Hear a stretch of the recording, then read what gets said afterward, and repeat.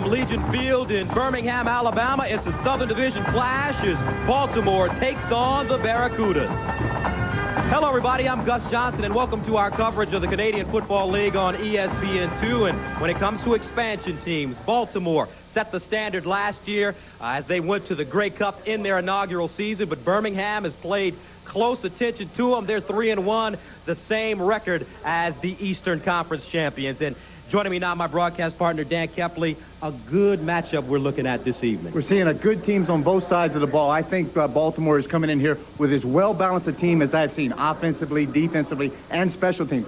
Birmingham has improved greatly since they met for a 37-0 defeat against this Baltimore club in the preseason down in the Orange Bowl. When you look at Baltimore, they have a premier defense, a premier quarterback in Tracy Ham, and they also have a premier wide receiver in Chris Armstrong. They've got a guy, he's just like any other receiver, any other great athlete. When it comes to the crunch time, this guy wants the football. He's got great hands, good moves, he makes a lot of things happen, and when you can get him the ball, big things take place.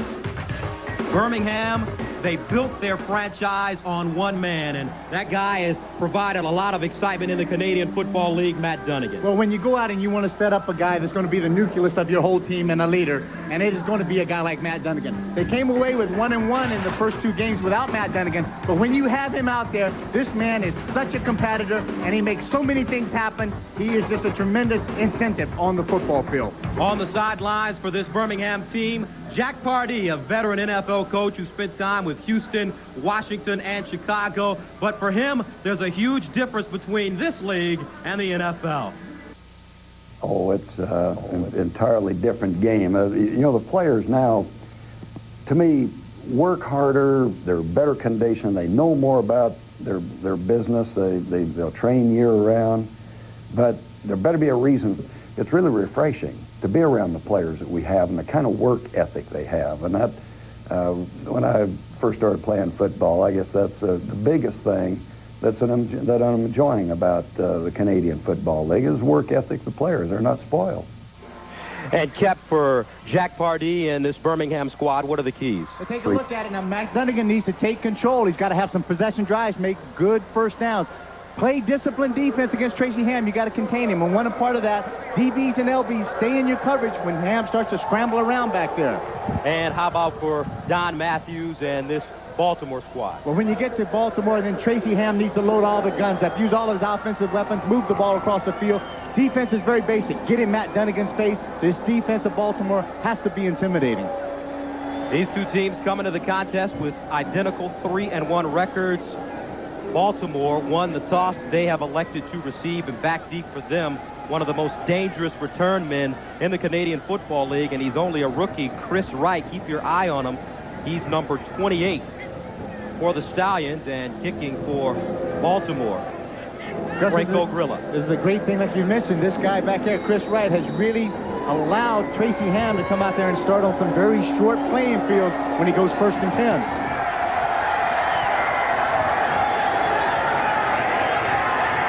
This is Lester Smith, and Smith takes it up the middle, gets over the 40-yard line, down at the 43, possibly 44. Offensively, this is how the Stallions will look. Best offensive lineman in the CFL, Pradanish in there. Tracy Ham, Mike Pringle is terrific, along with the big weapon as the receiving core, Chris Armstrong. And the rain has come down here at Legion Field, and it's sent the fans scrambling to get under the overhang. Yesterday we had a big downpour, and the weather has been pretty good so far the whole day, except for right now, 91 degrees at game time, 5 to 7 mile per hour swirling wind. The forecast, don't stand under a tree. Well, I guess that does mean that there's a possibility that it's going to rain. So Tracy Ham, with the rain coming down,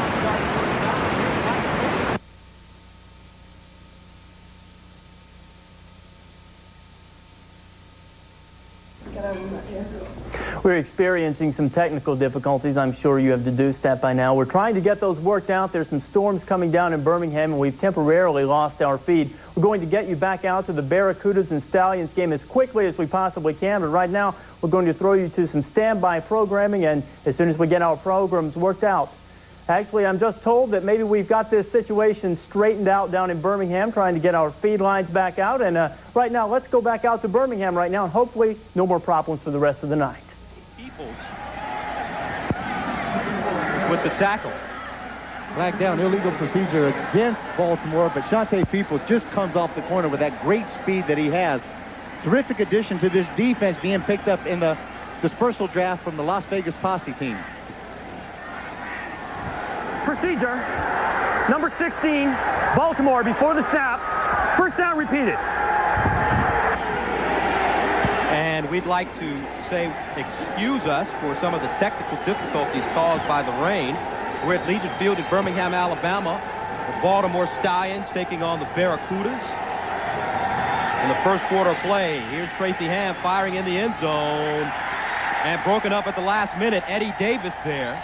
After picking up the pass interference penalty, he deflects the ball out of the range of Chris Armstrong, the leading receiver on this Stallion squad. Had an opportunity to watch Eddie Davis very closely in the very first game against Winnipeg, and he was very active in that secondary. And then again, you see some of the great closing speed that he has. Not a big guy, 5'10", 170 out of Northern Illinois. Brings up second down from the 17. Here's Ham. Pressured, gets it off, complete. This is Armstrong trying to find his way into the end zone. Armstrong gets a block and finally goes out of bounds at the 6-yard line.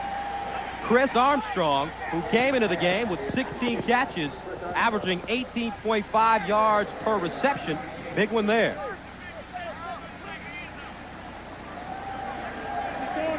Tracy, all he wants to do is come out very quickly. He's taking a look at the defense, backpedals out, feels the heat from the backside, steps up, just an under route by Armstrong, and this is where he's very effective. Not that he can't catch the ball, but it's what Armstrong does after he catches the ball that makes him such a good receiver. Not enough for the first down. Brings up a kicking situation. Carlos Huerta, who played for Las Vegas last year and comes into the game 13 of 16 on the year, 14-yard attempt for him.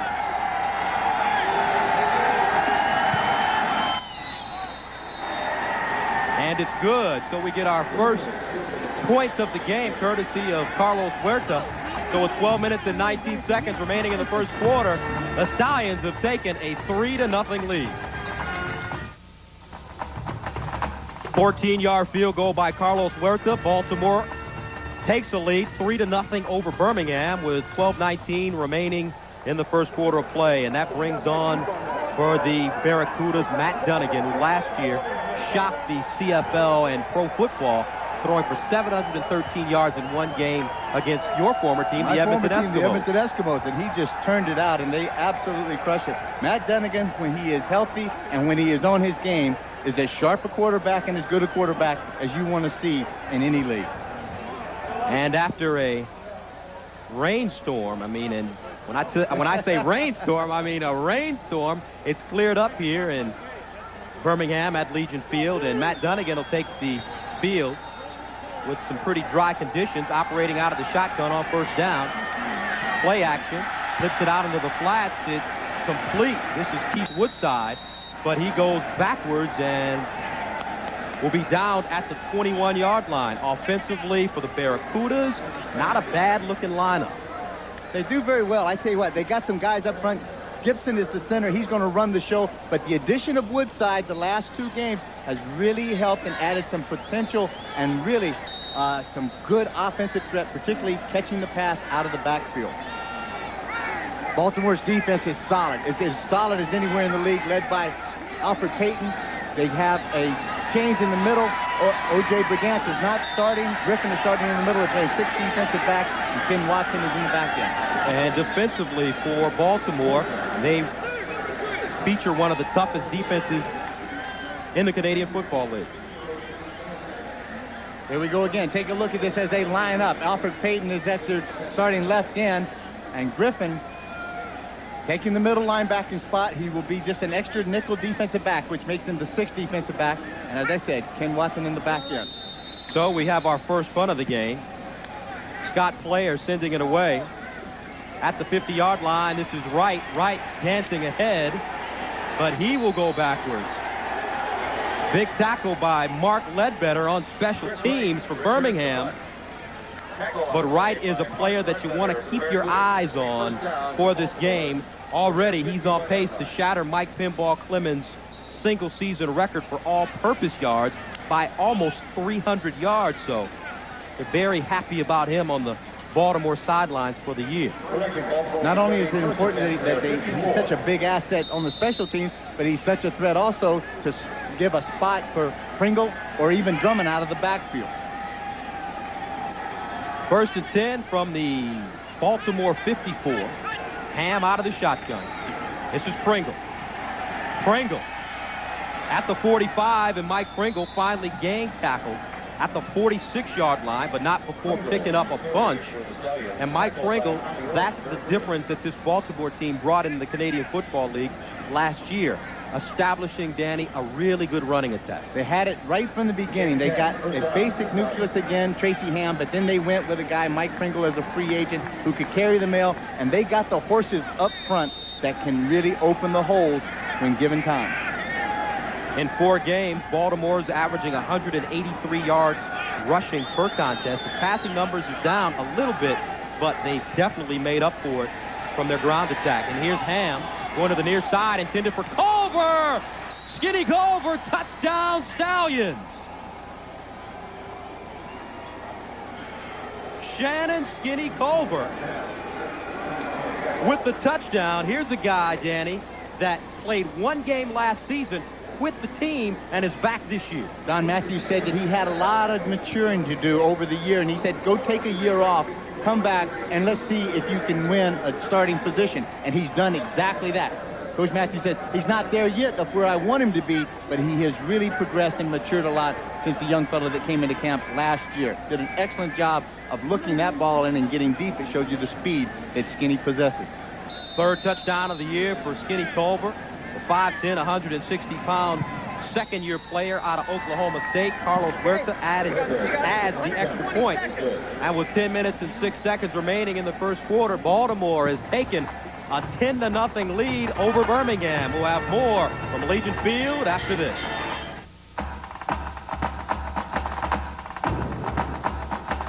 Stone Retailers. Come in now during the hot summer sale. And by Polymedica Industries Incorporated. Welcome back to Legion Field. Your score is 10-0. Baltimore has taken a lead over the Barracudas. Kind of shocked them. Big play by Skinny Culver, his 3rd touchdown of the year. You know, you don't mind sometimes when teams score on you, but at a point, make them work hard for it to get them down the field, make them work and make them pick up first down. But all of a sudden, just don't give up big home run balls like that. And that was something that Andre Strode actually let happen. Skinny Culver made a great adjustment to the ball. Carlos Huerta kicking off back deep. Anthony Drawhorn and Delius Morris. This is Drawhorn from inside the 20, trying to turn the corner, and Drawhorn is tackled at the 20 by Matt Goodwin, last year's CFL Rookie of the Season. Matt Goodwin also starts at right outside linebacker. Great outside linebacker, and he is truly not a linebacker. He has played at high school as a cornerback. He played in college as a cornerback and a halfback. Now he can come up there because that's what they're doing. He's 6'1", 6'2", about 205 out of Iowa State, and he has tremendous speed. He actually possesses 4.4 speed, and Matthews says that is what enables this defense to do a lot of different things with a guy like Goodwin in there. So Dunnigan starts 1st and 10 from his own 20. On play action, tries to get out of the pocket, but Dunnigan goes down. Big play by Alfred Payton, 5th-year player out of Grambling. And Alfred Payton came into the game with 7 sacks on the year. That's his 8th, and he leads the CFL. See, Matt Dunnigan hasn't done anything to really kind of convince Alfred Payton that he's got to be able to go down inside. And when he doesn't do that, Alfred Payton has just been there and been just a solid contained guy on the outside, shuts Matt Dunnigan down and puts him in second and long situations. Alfred Payton had 3 sacks last week versus Winnipeg. And here's Dunnigan throwing out of the end zone. Complete to Jason Phillips.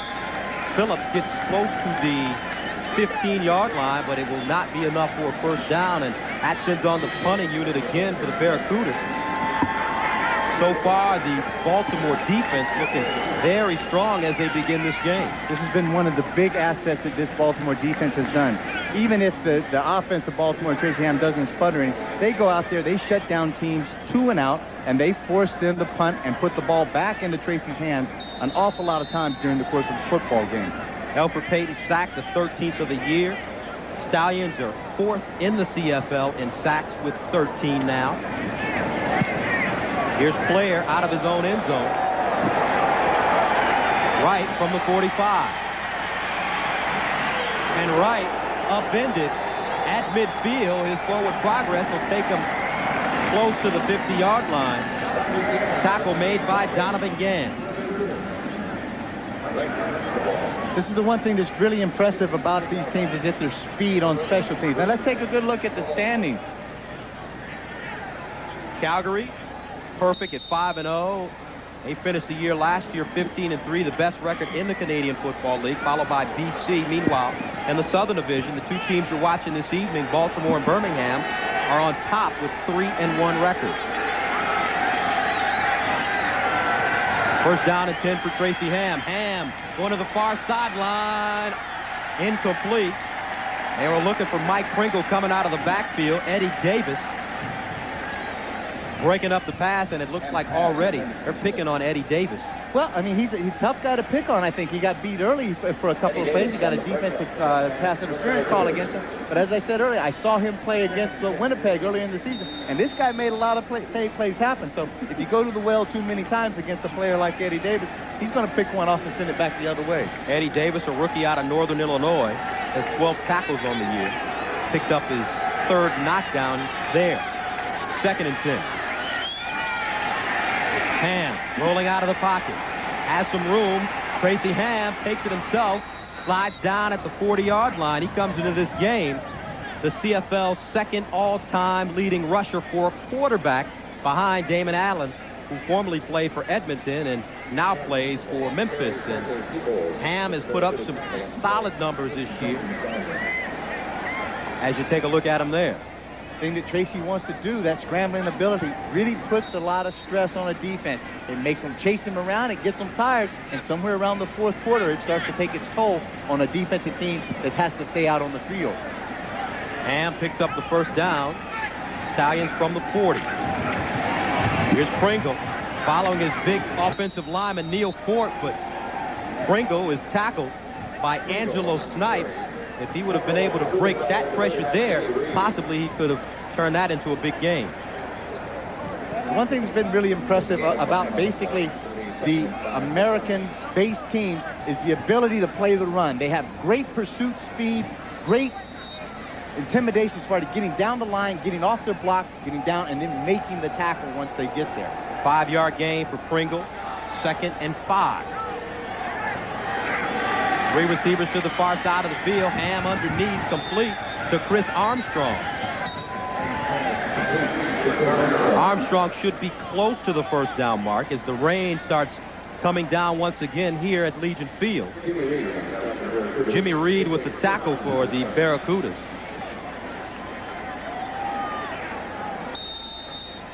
And the Stallions have picked up the first down.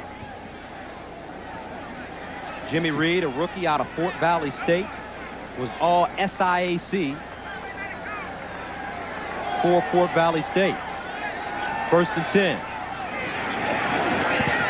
Underneath again to Armstrong. Penalty flags. Armstrong drops the football. Tracy comes back with a little play-action pass. He fakes the draw handoff in there, tries to free the linebacker so he can work Armstrong behind the linebackers. The ball's thrown, it's dropped, but I think we're going to get a chop block against the Baltimore offensive front line. Let's see who they call.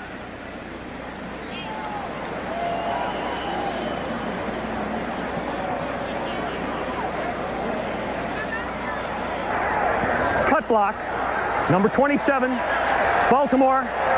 First down repeated. And that's Mike Pringle. And what they did on that case was to waggle Mike Pringle up out of the backfield. He's at the bottom left of your screen. It's awfully hard to see what happens there, but Mike Pringle is called on that chop block where he cuts one of the linebackers down. So that brings up a first down and a long 25 for Ham and the Stallions from the 44. Draw play. Here's Tuipulotu, and he doesn't go very far.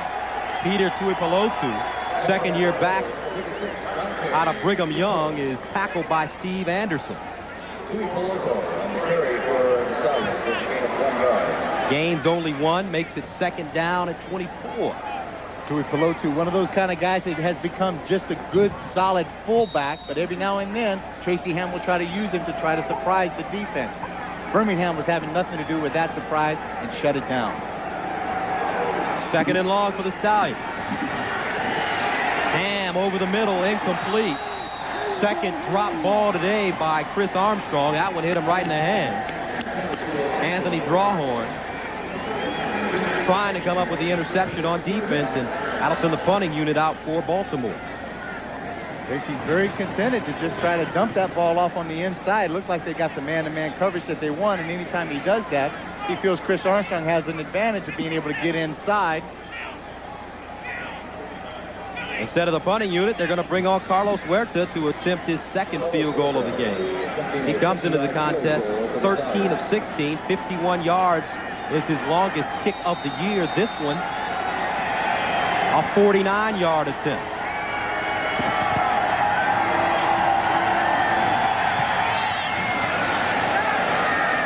And it's good. Carlos Huerta hits a low line drive, and it just clears the crossbar. And Baltimore has taken a 13-0 lead here in the first quarter. More after this. During the preseason, Baltimore walked away with a 37-0 victory, and right now this Birmingham team comes into the contest with a 3-1 record. Danny, looks like they're a little lethargic as this game begins. Well, I think part of it could be that they really are uncomfortable, and they don't look like they really are settled in. And even though they were playing at home and they're playing in front of their crowd, they're coming off of a big win last week.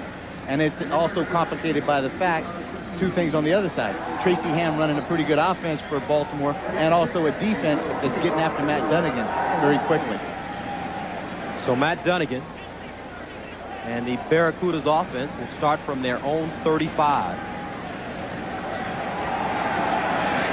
That needs to come out and do a little something a little hot and quick to try to slow up this defense and buy himself some time. Dunnigan 44 of 72 for 679 yards on the year. He's passing on first down. To the near side, complete. It's Delius Morris with the reception, and their first down of the game. Delius Morris, a rookie out of Central State in Wilberforce, Ohio. A number of players in the CFL out of Central State. Former coach there, Billy Joe, who's now at Florida A&M, and Morris was a member of the NAIA National Champions. First and 10 from the 47.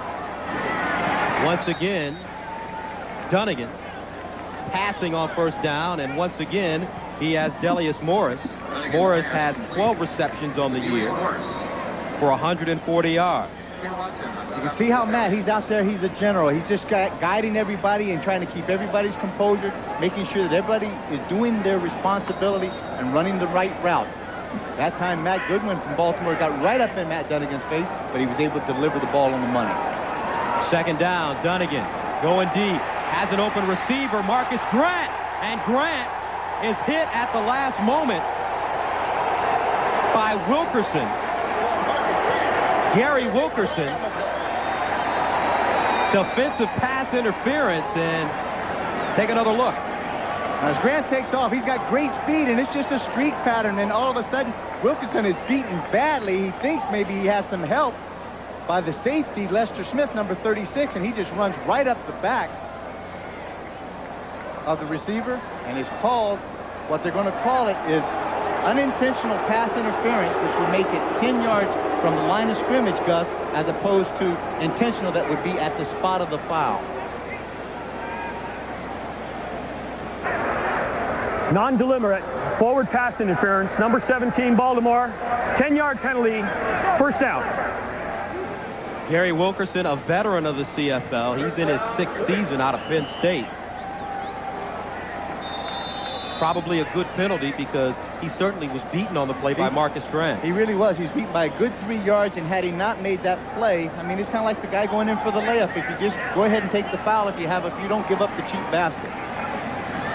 Dunnigan setting himself, plenty of time over the middle, incomplete, intended for Eddie Britton, but he can't hold on to the football. Irv Smith, second-year player out of the University of Maryland defensively. He was an all-CFL selection last year. And Eddie Britton, interesting story about him, Danny. He spent the first 5 games last year as a starter for this Baltimore team. He really did, and he actually had some pretty good numbers. He was 13 for 125 yards and 1 touchdown. But unfortunately, he became expendable when you got some of the other guys that you see on the other side of that Baltimore team, their talent. But now, luckily, a talent like that has found a place to play here in Birmingham. Eddie Britton, another player out of Central State. Here's Dunnigan, draw play, and he won't go very far. Matt Dunnigan tackled by Grant Carter at the 50, and he'll be short of the first down. And it will bring in the special teams. Grant Carter has 2 sacks on the year. That's his 9th tackle, and here's Scott Player coming in to punt it away. Scott Player played for only 1 year at Florida State University. He's out of St. Augustine. Comes in with a 41.6 yard average. And this is where they need a real key special team effort on these guys to be able to back Baltimore up and Tracy Ham and stop them and make Tracy have to work on a long playing field. Chris Wright standing at his 6-yard line. This one angled to the far sideline. Here's Wright from the 6. Wright trying to go up the middle, spins around and finally goes down at the 15, knocked back to the 14-yard line. Mark Ledbetter, his 2nd special team tackle of the day. Well, don't forget, tomorrow, 2:30 p.m. Eastern Time, 11:30 a.m. Pacific, live coverage of the Baseball Hall of Fame inductions. This year's class of inductees: Philadelphia Phillies third baseman Mike Schmidt, broadcaster Bob Wolf, Leon Day of the Negro Leagues, and one of the National League's founders, William Holbert. That's tomorrow, 2:30 p.m. Eastern, 11:30 Pacific.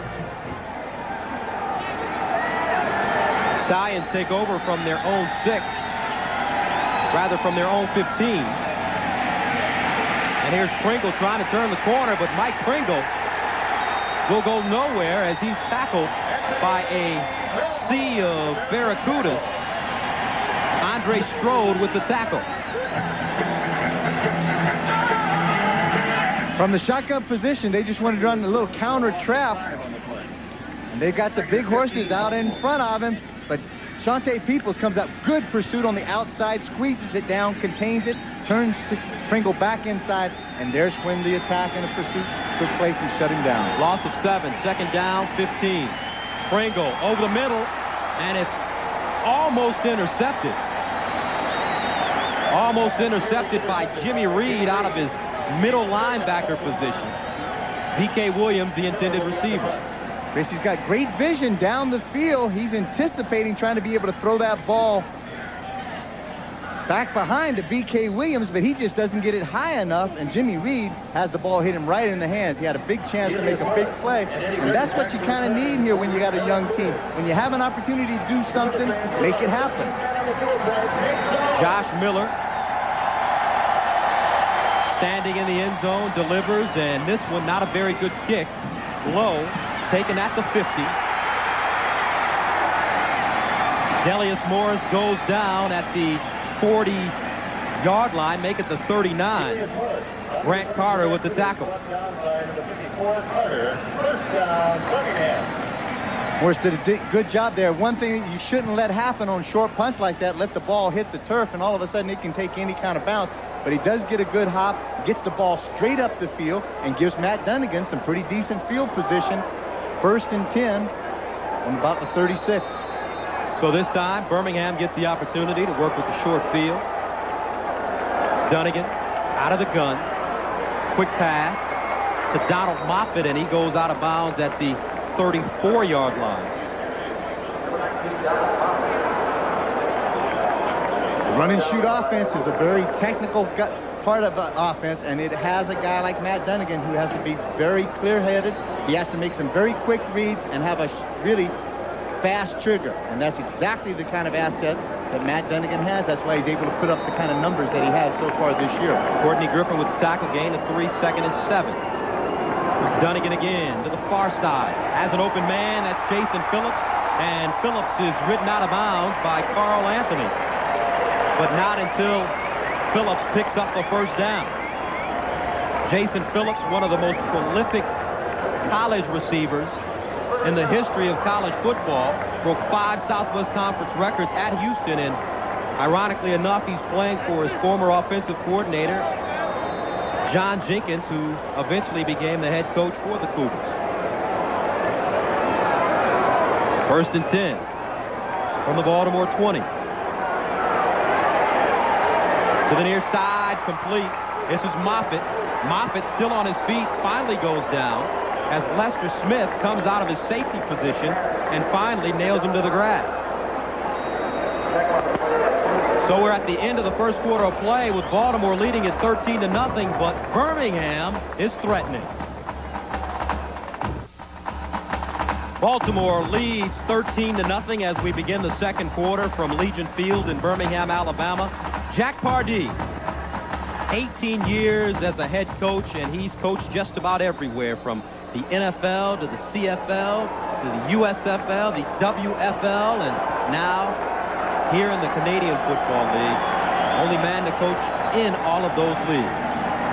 And right now, Matt Dunnigan, his leader, has his team in good field position. He fires out to the far side, complete to Keith Woodside, but that didn't fool anybody.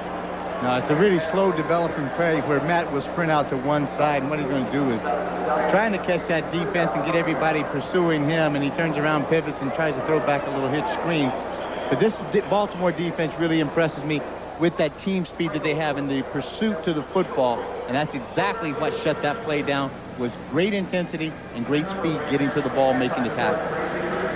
You can see Keith Woodside kind of hobbling as he comes off the field. That would be a big loss to this Birmingham team offensively. And that brings in Frank Grilla. He's going to attempt a 32-yarder, 6 of 10 on the year. 49 yards is his longest of the season. And this kick is wide to the right. So Grilla, in his first opportunity, does not come up successful. Take a look at the kick. Ball is through, and he just kicks it straight. Maybe playing a little bit of a hook, and it just doesn't hook on him. Got to go through the end zone, and it's called in the Canadian Football League a single or a ruse. 1 point for Birmingham, and then the Baltimore Stallions will scrimmage the ball 1st and 10 on the 35-yard line. So after all that rain, Danny, things have kind of settled in here. Dark clouds have left Legion Field, and it looks like we may be in store for a pretty calm evening from this point on. I tell you what, between Coach Matthews and Coach Pardee, if he could have timed a few of these fans as they were running out of the stands when that lightning and thunder came on them so quickly, they had some pretty good speed, but now they've slowly trickled back in. They've got a pretty good crowd tonight, a nice cool evening, and I think a pretty good football game going so far. First down. Here's Pringle. Pringle keeps his feet churning and finally goes down at the 44.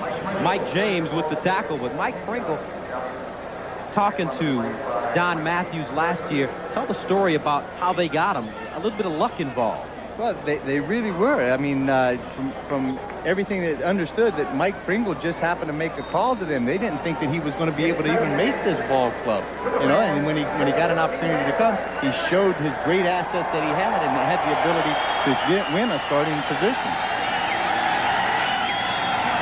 9-yard pickup for Pringle, and on 2nd down, picks up the first down. Mark Ledbetter with the tackle. And between last year and this year, Mike Pringle has put up some just fantastic numbers. 1,972 yards rushing, 2,414 yards from scrimmage, and look at the rankings beside first, all-purpose yards first. And this young man has just done a tremendous job in this offense. Here's Ham getting out of trouble. Finds Chris Armstrong on the button hook, and he goes down inside Barracuda territory at about the 53. This is that kind of sixth sense that you really can't teach anything between a quarterback and a receiver. When the quarterback feels a little heat, breaks out of containment, Tracy Ham's running around, those receivers, particularly the veteran guys like Armstrong, know to find the open area, and Tracy Ham miraculously finds a way to get the football to him, continue the drive, and comes up with some big plays.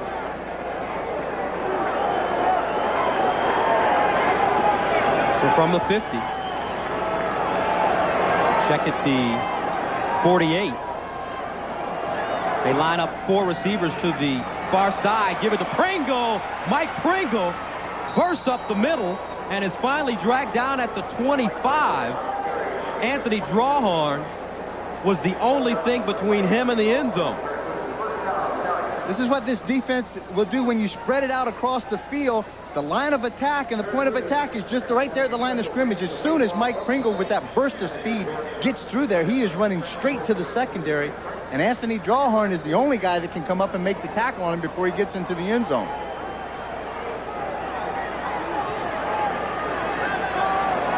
A 24-yard gain by Mike Pringle. Stallions have first down on the 25, and here's Pringle again, still on his feet. Mike Pringle, impressive running as he gets inside the Birmingham 5.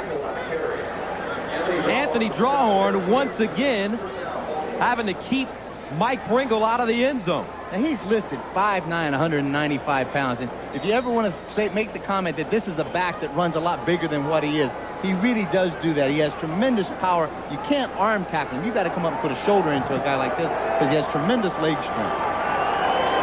First down and goal to go from the Barracuda 5. Ham passing. Ham thinking about running. Fires. Complete touchdown, Baltimore. Chris Armstrong there to haul it in the back of the end zone as he picks up his 4th touchdown of the year. One of the things I happen to mention about the keys, as soon as you play good disciplined defense, if Tracy starts scrambling around, you've got to lock up on your man, stay with him all over the field, or else that kind of result is what you're going to see happen. Chris Armstrong, 4th touchdown of the season. Led team last year and leads the team this year in all 3 receiving categories. 5th-year player out of Fayetteville State in the CIAA. And the extra point is also good. So with 10:07 remaining in the second quarter, Baltimore extending their lead, and they look extremely strong right now on top 20-1.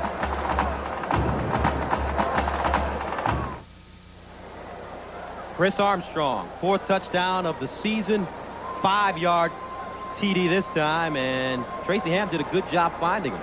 Little pay action, freezes the linebackers, and then here's where he gets really scary. He gets outside, look at the containment, that is just nothing there, and it allows Tracy to break it, come outside. Now look how hard Chris Armstrong works to find an open area away from the defender, Anthony Drawhorn. Tracy Ham makes no mistake about getting that ball in there. 6 plays, 75 yards. Took him 3:59 to get it in for a 5-yard TD reception. Last season, Armstrong had 5 100-yard games. Was a all-Eastern selection for the Stallions, and he's picked up certainly on where he left off last year. Huerta delivering to the far side. Here's Morris, and he steps out of bounds inside the 40.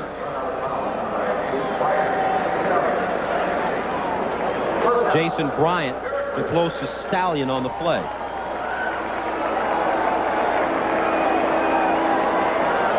Really important right now for Matt Dunnigan to go out there and calm this offense down a bit, make a few things happen. It looks like he's really trying to force some things and make some big plays happen early to get back into this ballgame. I don't think this Baltimore defense is going to give up the big plays. You're going to have to nickel dime it a little bit and make them and try to wear them down, then go downtown for the home run a little later on. But right now, give what this defense is willing to give you, if anything. Matt Dunnigan sat out the first 2 games with a broken finger. Here on first down, he gives it to his tailback, Keith Woodside, his 13th carry of the season. But he sat out the first 2 games with a broken finger. And the relationship between Matt Dunnigan and John Jenkins is an interesting one. Dunnigan, a veteran here in the CFL. Jenkins, a veteran of college coaching, but dynamic offenses like the run and shoot. John Jenkins also, he was an assistant coach last year on the defensive side of the ball in Winnipeg, so they do have a relationship from last year. This is not a brand new thing that they're just starting, but it is brand new for Matt Dunnigan to work with him offensively. Second down, nice play fake by Dunnigan, but the intended receiver, Keith Woodside, not able to hang on to the ball. If he would have, he surely would have been tackled immediately. The Baltimore defense not buying that play. And once again, Baltimore forces Birmingham into a punting situation. Defense looking real good right now by the Stallions. Well, that last play, at a second and about 8 or 9, Matt's going to come and try to run that counter trap and use the play action pass and then try to be able to set that up. But Baltimore's defense is not really chasing after the ball carrier. They know they have good pursuit angles and good speed, so then they just sit back and force Matt to have to throw the ball astray away from Woodside. And here's Wright with a big seam. Chris Wright finally tackled by the kicker, Scott Player. But a huge game by the first-year player out of Georgia Southern. We'll have more right after this.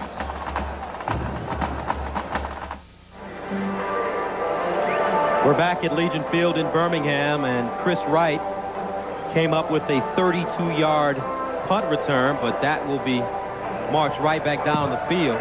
Illegal block called against the Stallions, and they'll start first down and 10 from their own 35. Chris Wright has really impressed the coaching staff this season for this Birmingham team, and he's put up some very huge numbers. Leads the league in all-purpose yards, 774, and total return yards, 662, and averaging 16.7 yards per punt return. Gus, he had 11 punt returns last week against Winnipeg for 182 yards. He's already brought 2 back for touchdowns, a 55-yarder against BC and a 69-yarder against San Antonio. Wright went to Georgia Southern, as did Tracy Ham many years before him, but both of the men worked out this summer together, and it must have really paid off for Wright because he's coming to the CFL ready. That is really a helpful thing. When quarterbacks can work with the receivers and other teammates there, it starts to build a really good rapport and a relationship with these guys. So they're not coming in there as just strangers when they open up training camp. 8 minutes, 27 seconds remaining in the second quarter. Baltimore leading 20-1. And they'll start from their own 35. Hand off to Pringle. Pringle trying to bust it outside, has plenty of room, and Mike Pringle, another big gain, gets over the 45 up to the 48-yard line. Anthony Drawhorn with the tackle. All they have to do is, again, spread this Birmingham defense out along the width of the field. Tuiapolotu gets in there, makes a good block on Mike James, the linebacker, and that's the only guy that they have to beat. And Mike Pringle picks up a big gain. Mike Pringle already has 98 yards rushing, and it's only the first half. Carrying the ball 10 times. He was a 6th-round draft pick by the Atlanta Falcons in 1990 out of Cal State Fullerton. Here's Pringle again, this time out of the backfield, changes directions, puts his head down, and Mike Pringle gets into Birmingham territory inside the 50 at the 47-yard line. And a lot of the acclaim goes to Pringle, but they've got a pretty good offensive line up there. They really do. They got a lot of guys, and particularly a guy like Perdanish who goes in there. He was the Canadian League's most valuable offensive lineman last year. They have some guys up front that really know that if they just get their block, they make it one little bit more effort. A guy like Mike Pringle can break it for them at any time. Another first down for the Stallions. Here's Pringle. This time he won't go very far. Akaba Delaney rookie out of Portland State, makes the tackle, his third tackle of the year. Delaney, 6'1", 290 pounds, so he packs a load. Tracy likes to do that. Wants to run the ball inside a lot, get that defense really concentrated on trying to come down in tight, and then he's going to try to break it outside, break containment, and make something big happen. 2nd and 10. No gain on the last play. Ham scrambling to the far side, broken up at the last moment. Andre Strode there, locked up in one-on-one coverage with Chris Armstrong. Tracy goes straight back, and then he just doesn't have an opportunity to really get his shoulders square and put any oomph on that ball. But Andre Strode does a good job, a good break, gets that left hand out there and deflects the ball away. Andre Strode, a rookie out of Colorado State, had 7 tackles this year against Hamilton. That brings on Josh Miller from the 46. High spiraling punt. Eddie Britton, as penalty flags are thrown on the field. Eddie Britton, this will be a no yards penalty. Good call, Gus, because that's exactly what it's going to be. When you come down the field, there is no fair catch in the Canadian Football League, but what the coverage team does, he has to give the receiving team a 5-yard cushion. And as you could see on that picture, there was this Baltimore people and coverage people all over Eddie Britton. No yards. Number 14, Baltimore. 15-yard penalty. First. And a great week of sports talk coming up next week on Talk 2 with your host, Jim Rome. Monday, it's baseball with Houston Astros pitcher John Hudek. Tuesday with Romy, basketball with UNLV head coach Bill Baiano, and Golden State's Chris Gatlin. That's Talk 2, 9 p.m. Eastern Time, midnight Eastern Time, 9 p.m. Pacific. And Don Matthews, the 5th winningest coach in Canadian Football League history, has a 113, 67-1 record, 106, 60-1 during the regular season. And he's not only gone to the Grey Cup, won the Grey Cup, but he's coached some very good players, including the guy that's standing next to me, Dan Kepley, when he played for Edmonton. Tell you what, well, he's one of those kind of guys. He's a great imaginative X and O's kind of guy. He hires great assistant coaches to put around him. And here's so you can take a look at the guys that he's chasing as far as most CFL wins. Only CFL Hall of Famer Bud Grant reached 100 wins quicker than Don Matthews. Dunnigan with the receiver. This is Marcus Grant, and Grant comes up with the big reception inside Baltimore territory. He's knocked down finally at the 52-yard line. Marcus Grant led the SWC in receiving yards per game while he was in college. This is his first year out of Houston. Good protection, and Dunnigan a little wobbly on the ball, but Grant does an excellent job, a little shake and bait, and he's able to get over there and make the reception. 33-yard gain. On first down, Morris eludes one defender. Delius Morris gets down inside the 30, finally tackled at the 26. 20-yard gain for Delius Morris. Matt Dunnigan gets very scary when he can break containment, gets out there, and he has plenty of time to throw the ball. And when he does have time, Don Matthews is quoted as saying he could be as accurate a passer as he has seen in the CFL. First down from the 28 of Baltimore. Dunnigan firing towards the end zone, has the receiver, touchdown Birmingham. Delius Morris holds it in, and the Cougars finally get on the board with their first touchdown of the game, but there is a flag on the play. Gus, but I think it's going to be Alfred Payton really jumped and tried to get into that backfield and into Matt Dunnigan's face pretty quickly, and it'll be offsides against Baltimore. Decline. Decline. Touchdown. Second touchdown of the year for Delius Morris. Good block there that time, and that just freed up Matt Dunnigan as he comes up. Now it's just terrific concentration, one-on-one. A guy fighting the ball away from Kenny Watson, the defensive halfback, and comes up with the major score. So with 4 minutes and 18 seconds remaining, Baltimore now leads Birmingham 20-7, and the extra point, good by Gorilla, makes it a 20-8 ball game. 28-yard touchdown by Morris. His second of the year. And look at the time that Matt has. He gets good parallel with the line of scrimmage, gets those shoulders turned, and then he gets, with strong arms, airs it out. Kenny Watson has pretty good defensive position on there. Adelius Morris is not going to have anything to do with it and wrestles the ball away from Watson, and again comes up with the major. Last two games, Morris has done a very good job, and he's really starting to connect with Matt Dunnigan. He had 5 receptions for 69 yards versus Hamilton, 3 receptions for 40 yards, averaging 13 yards per catch versus Saskatchewan.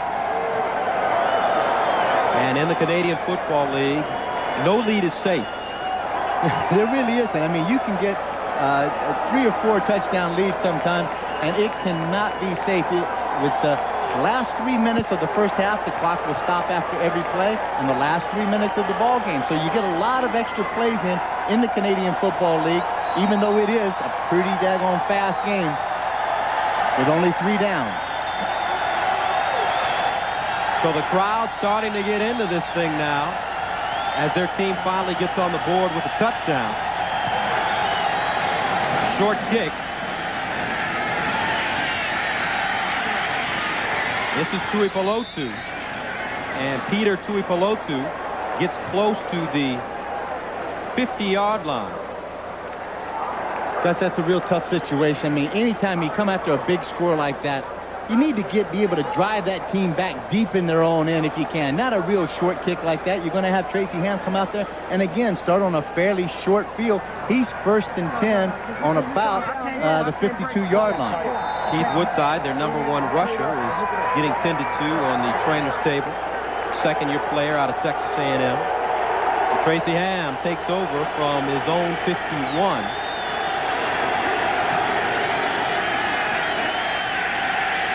Five-step drop. Ham takes it himself. Flags all over the field. Ham gets inside Birmingham territory as Jimmy Reed, the middle linebacker, makes a tackle along with Mike James. Flags down, Gus, and I think we'll get some holding calls against Baltimore and sending it back. Holding. 6-8 Baltimore. 10-yard penalty. First down repeated. Shar Pordanish, the CFL's #1 lineman, caught holding, and last year Pordanish, graded out at 90% most of the season, was only called for holding twice during the entire season. And just a great compliment to him. He acquired that award through hard work, obviously, but he was a rookie last year. 6 penalties, 60 yards for Baltimore. Only 1 penalty for Birmingham. Birmingham, the second most penalized team in the league. And here's Pringle, and Mike Pringle is stacked up at the line of scrimmage. Steve Anderson there for the initial contact.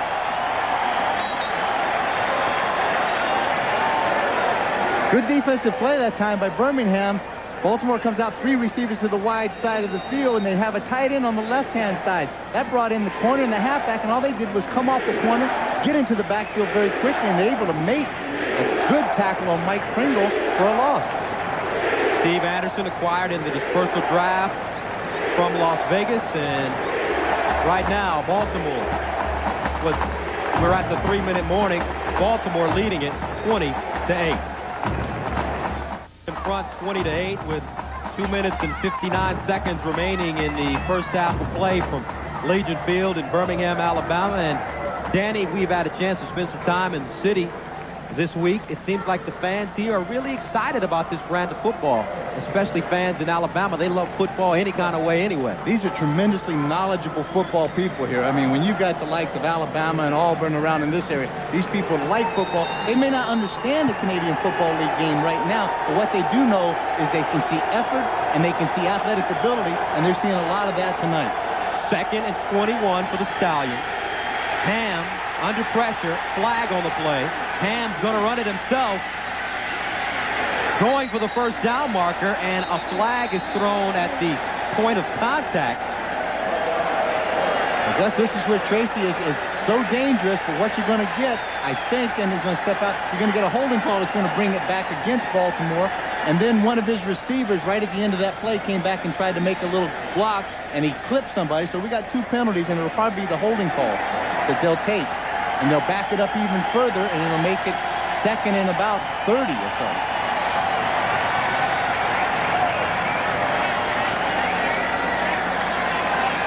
Tracy Ham showing his running ability on that play, as we told you earlier. That's one thing he does well, is run the football. Holding, 68 Baltimore, 10-yard penalty, 2nd down repeated. Guess what? The guy we just got finished talking about again, Sharp O'Donish again. This is 2nd holding penalty in a row.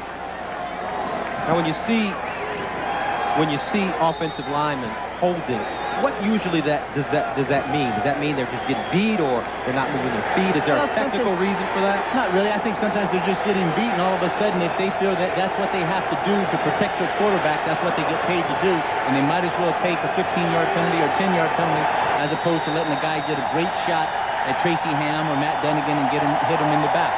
So on 2nd down and 31, Tracy Ham decides to call timeout. In the CFL, there's only 1 timeout allotted per half per team. So that is the only timeout they will have, and he uses it there with 2:37 remaining in the 2nd quarter of play. And don't forget, coming up on ESPN Thursday at 7:30 p.m. Eastern, 4:30 p.m. Pacific, it's ESPN's Thunder. That's auto racing. Over 40 racers will take part in the USAC True Value Silver Crown Championship. 7:30 p.m. Eastern, 4:30 Pacific. Tracy Ham had a chance to go over and talk to Steve Ferrato, the offensive coordinator of Baltimore. Comes back in, relays that message to his offensive team, and let's see what turns out. 2nd and long. And they give it to Pringle, and they keep it on the ground. Mike Pringle goes straight ahead, and he's corralled immediately. Mark Ledbetter with the tackle, and Ledbetter has done a real good job both on special teams and out of his defensive line position. He's been everywhere. Jack Pardee has singled him out as being one of the guys as a veteran in his 3rd year. Being a leader on this squad and helping this young defensive team really help to mature. Ledbetter was 2nd team all Pac-10 at Washington State, and here's Josh Miller, low end-over-end kick. This is Morris again. Delius Morris gets up to the 47-yard line. Now don't forget, coming up at halftime, you'll hear from the coaches as they walk off the field. We'll also have Sports Smash and first half highlights and analysis by our guy, Danny Ray Kepler. We're going to try to see if we can analyze exactly what happened there. As soon as we dry out from that little quick rainstorm that came in and blew it through. I still should be beaten. Had a very, very good couple of days here in Birmingham. Nice city, and like I said, a lot of people talking about this new CFL team. See what Matt Dunnigan can do with 2:17 remaining. First down, fires it out to the near side. Donald Moffitt makes the reception, but he was unable to keep his feet. Eddie Davis with the tackle for the Stallions. So as the ball is caught, the time is stopped, and then when it's remarked, everybody gets back on side, then the ref will blow the whistle back in, the clock will start. Gain of only 1, 2nd and 9. Here's where Matt's losing some very precious seconds out there. Like it should have been underneath the center, taking the snap right now. It's like he's audibling at the line of scrimmage. Dunnigan throws to the far side. And it's incomplete, intended for Donald Moffett. Looks like they were trying to set up some kind of screen out there. Same thing that they had an incompleted pass earlier in the second quarter with. He comes out and he's going to sprint out to one side, then pivot back around and throw the ball all the way back across the field to a little hitch screen to the wideout. But he didn't even get the ball anywhere close to the nearest receiver. And this Baltimore team, as I said, they have great team speed, and they were pursuing right there. Now what happens is that you allow a guy like Wright to be able to have an opportunity to return this, put Tracy Ham back out there, and there's 1:55 left to go. There's a lot of time, and some points can be scored before this half is over with. Scott Player from his own 32. Nice spiraling punt here. Here's Wright at the 16. Wright trying to break it outside, turns the corner, finally goes down at the 19-yard line. Donovan Gans with the tackle. Good hustle downfield, and that's what happens when you play against a really good punt returner or a special teams guy. It challenges the coverage team to get down there, be disciplined, stay in your lanes, and make the tackle. When you can shut down a guy like Chris Wright to very little gain, and you back that Baltimore team up, you certainly are helping your defense. So the Stallions, with a minute 43 seconds left in the first half, will start from their own 20-yard line. Play action fake by Ham as he keeps it and trickles out of bounds at the 21. Not much of a gain there. And you can tell that this Barracuda defense are getting a little bit more confidence as this game goes on, and we may see a totally different half in the second half. We certainly can, and we got a penalty down on there, and I think we're going to get a holding call against that offensive line again of Baltimore and back it up a little further. They're doing an excellent job as far as containing Tracy right now and forcing him to have to run the ball out of bounds. Holding. Number 68, Baltimore. The first down repeated. Sharp Hordanish uncharacteristically has picked up his third holding penalty, and there must be a reason for that. Hordanish has drawn a very tough assignment this game. Just on the left side of your screen, you can see as he went down, he's got the clock that went down inside. He just grabbed him and just rode him all the way down, and they called him for the hold. Sharp Hordanish going head up with Angelo Snipes, who's one of the best pass rushers in the Canadian Football League. He's averaged 15 sacks the last 3 seasons, and you can tell that it's affected his game. Penalty flags are flying pretty freely out there right now, Gus. Another flag, and we're probably got an offsides against the Birmingham team.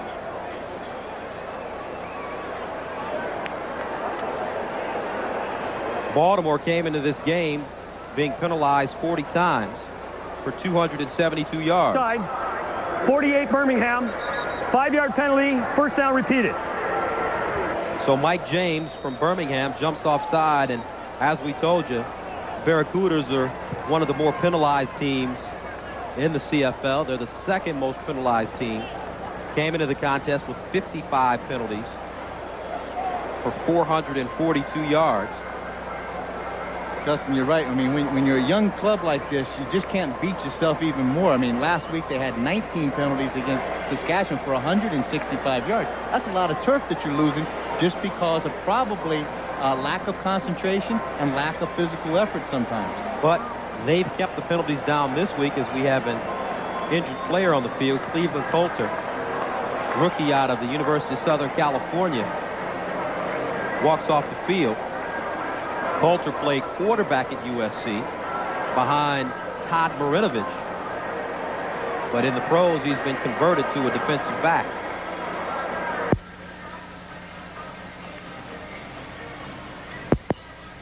A minute, 32 seconds left. 20-8. Baltimore leads Birmingham. Both these teams 3-1 for Birmingham. This is their first game against a Southern Division team, and they could be playing a team that's better in this Stallion squad that advanced to the Grey Cup last year after a 14-6 regular season. And the pass is complete to Skinny Colbert. Gain of about 4, 2nd and 6. Tracy Ham trying to set up that hitch screen to the wide receiver and the ball thrown, and it just skips along the turf. Skinny doesn't have any chance to get to the ball. You just want to take the hinge, back up a couple of yards, have it hit you in the chest, and fly back inside, and you can pick up those offensive linemen who are pulling to get out there. But Skinny just did not have any opportunity to make that reception. Second and long. Pass incomplete, in and out of the hands of the Baltimore receiver. Looks like Chris Armstrong was the guy that had his hands on the football. That's exactly. Tracy just came back, 3-step drop, and he just wanted to hit Chris Armstrong straight up the seam. He thought he could catch his Birmingham in his zone defense. The ball slid off his hand. What makes Don Matthews such a great coach, such a winner? Everywhere he goes, it seems like they're always in contention for the Grey Cup. Eddie Britton kicks this ball out of bounds. Gus, just to answer your question, I had an opportunity to play for Coach Matthews when he broke into the league in 1977 as the defensive coordinator for the Eskimos. And he came in and not being very egotistical, not being arrogant about things, understanding people. He didn't have a system that came in. He came in, took a look at the athletes that he had, and he made an X and O system defensively that fit the ability of the athletes. And I think that's what he does. He understands now as a head coach that he's been so successful that you're only as good as the guys that you surround yourself by.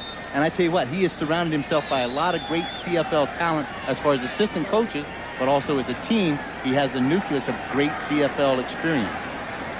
First down and 10. A minute and 10 remaining, and this ball is picked off. Carl Anthony, with 1:05 left, picks off the ball inside the Birmingham 30-yard line. And Anthony, stepping in front of a Birmingham receiver, gives the Stallions fantastic field position at the end of this first half.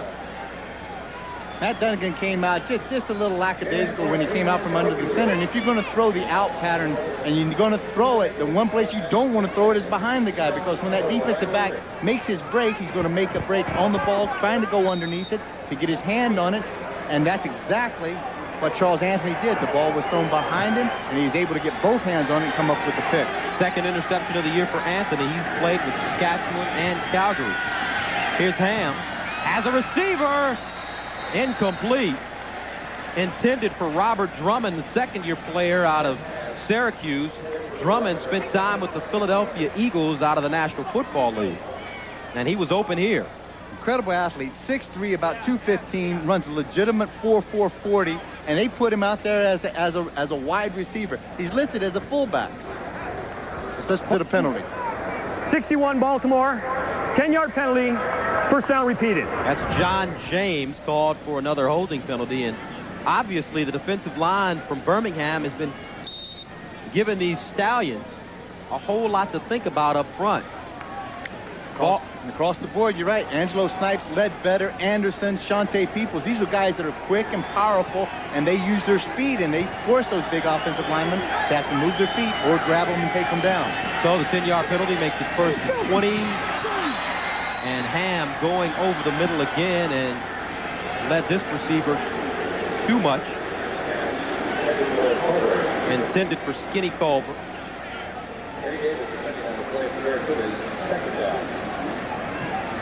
So right now the Stallions unable to turn this golden opportunity into some points on the scoreboard. Second down and 20 now. Stallions send 4 receivers to the far side of the field, 1 to the near side. Out of the shotgun.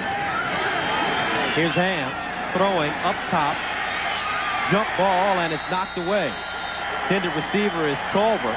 Anthony Drawhorn there with the pass deflection. A lot of jawing going on out there, and a lot of talk going to happen, but Anthony Drawhorn comes up and makes just a great play. The 8th-year veteran out of UNLV. And Drawhorn spent 94 with Saskatchewan.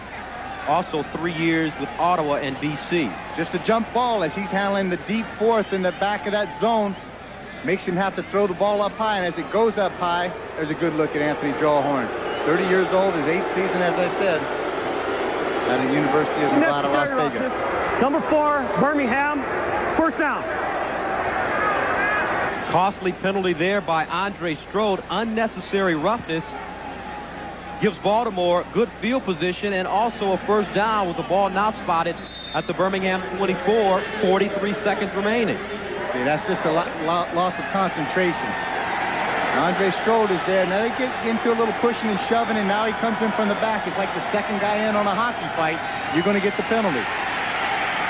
Ham gets out of trouble, looking for somebody, but unable to find a receiver downfield. Finally goes down at the 20.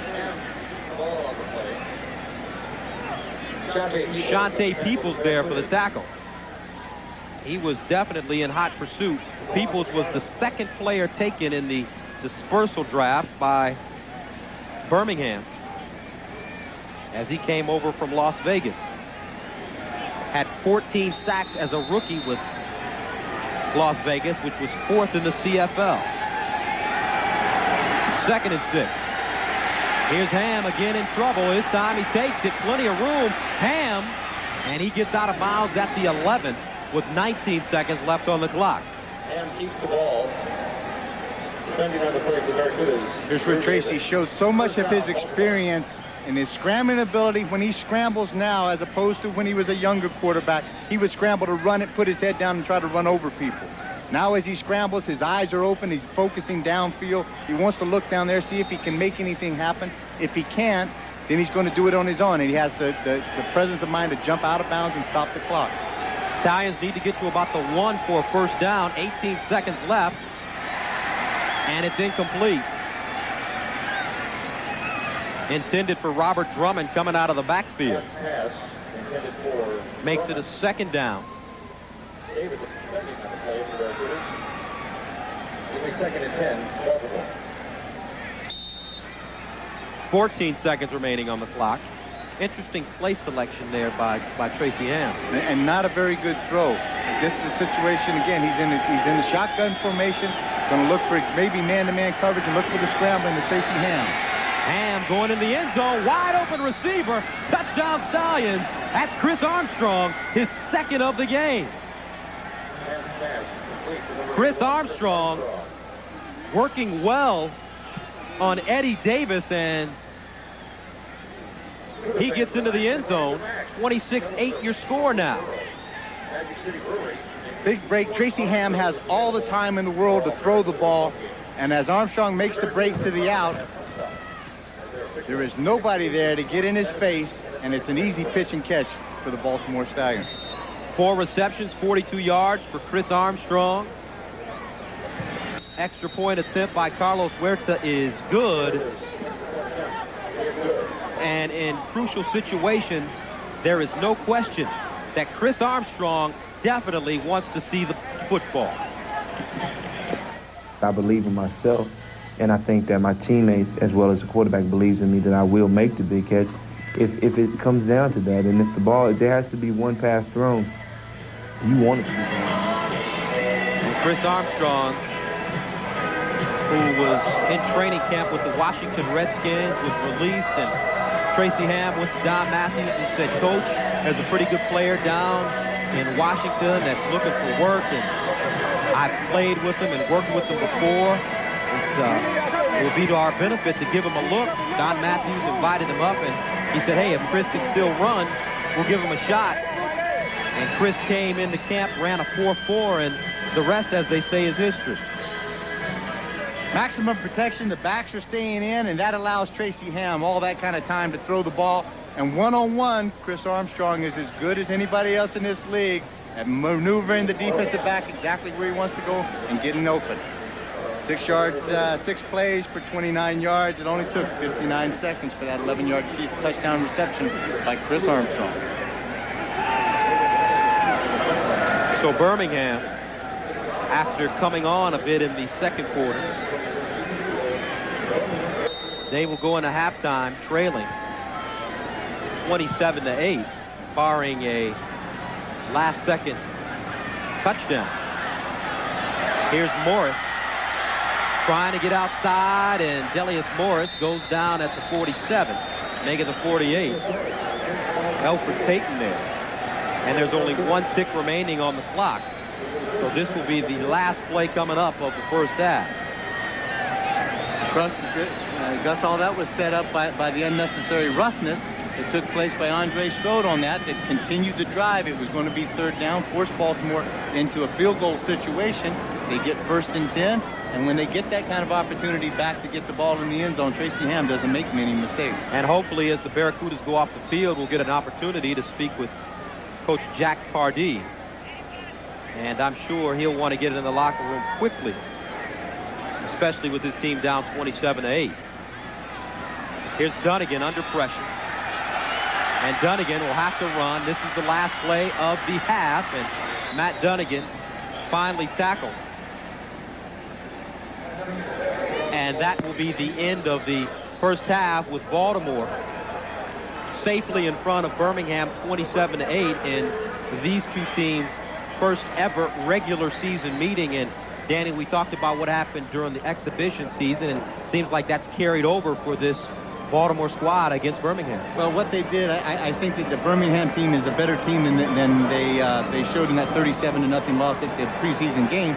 But the thing that's happening right now is that they're hurting themselves, and also the fact that this Baltimore defense is really intimidating Matt Dunnigan, and he's not allowing too much offense to take place out there. Matt Dunnigan, who consistently is one of the best quarterbacks in the CFL, and right now we're joined by head coach Jack Pardee of the Birmingham Barracudas. Coach Pardee, can you hear us? Yes, I can hear you. Yep. Tough first half for you. Well, it is. It's you know, our youth inconsistency is showing. We can make a play or two, but then we end up with self-destructed too much. We just got to make some good plays now. We can't have those letdowns. Get back in the game. Very tough Baltimore defense seems to be really forcing any kind of effort that Matt Dunnigan, making him hurry a lot of those plays, Coach. Well, a little bit. We've, you know, he's gotten rolled out some, get a little bit away from the pressure. We've got to win some one-on-one battles. And last of all, Coach, what kind of adjustments do you think you need to make going into the second half? Well, we've got to attack them vertically a little bit more. They're taking the short stuff away. We've got to get the ball downfield. Coach Pardee, thank you very much for joining us, and good luck in the second half. And at the end of one half of play, Baltimore has established themselves down here in the Magic City. They've taken a 27-8 lead. Coming up next, Sports Smash, and we'll also have highlights when we return to Legion Field.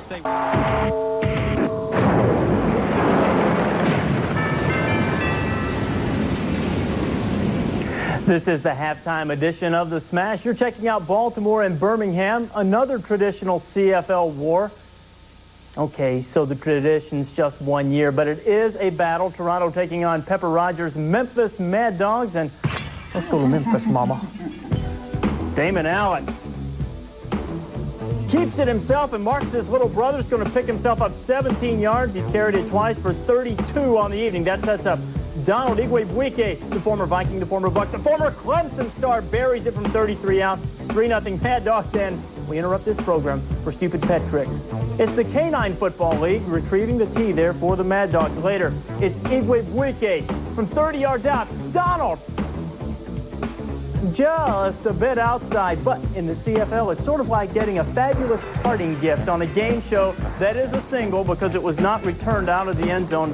Thus, the Mad Dogs have a 4-0 lead over the Argos. In the NFL, induction day to the Hall of Fame, induction day to the league for the Panthers and Jags. Canton, Ohio. It's Carolina punting.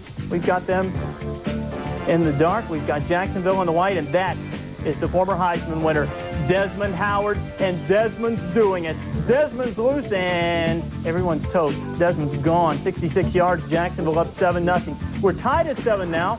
Jags on the move. Mark Brunell right to a wide-open Tyrone Poole. The problem with that, Tyrone Poole, as we all know, plays for Carolina. Take down the Captain Kirk poster and rent the room, mama. He's not coming back. 85 yards. Carolina up 14-7 in the fourth quarter. Jags down 20-14, and they're driving. Brunell gets one in there. Maybe Mike Williams should have hung on to that ball. There's some pretty good defense in there.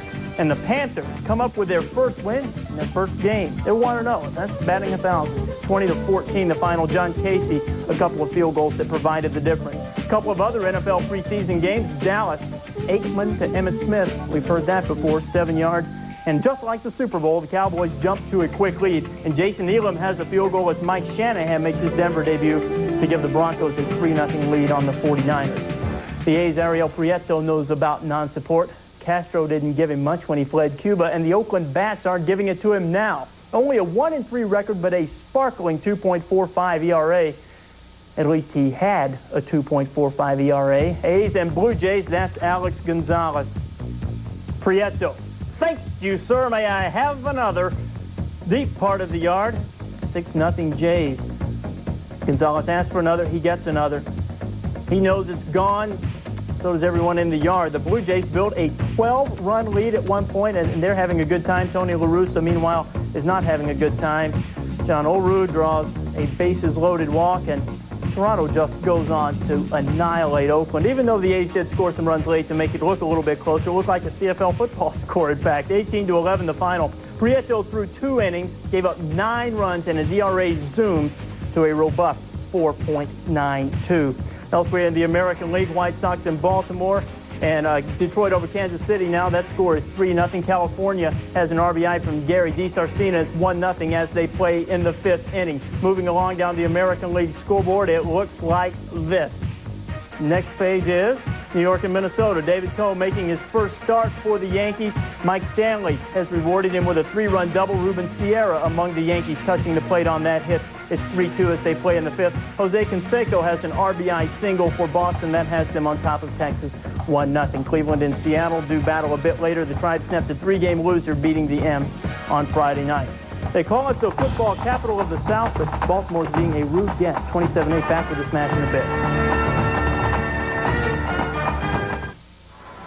After 1 half of play, the Stallions lead the Barracudas 27-8, and joining us now, the head coach of the Stallions, Don Matthews. And Coach, you must be pretty pleased with the way your team played the first half. Yeah, we did a lot of things that are pretty darn good, but we've taken an awful lot of penalties, and I really, it's all one-sided right now. We've got to get our act straightened up and play a better 30 minutes of football this half. Speaking of those penalties, that's some uncharacteristic holding calls against Perdanish in there that really has hampered the offensive. Yeah, it really has put us in a hole, and hopefully we'll get it straightened out this half. What kind of adjustments do you think that this Birmingham team will make in this second half? Well, I don't know. It's hard to change a lot of things that you've been doing all year. They may try to put a little more pressure on us because they're down so much, and probably Dunnigan will probably try to go downtown a little more. Coach, thanks for joining us. Good luck in the second half.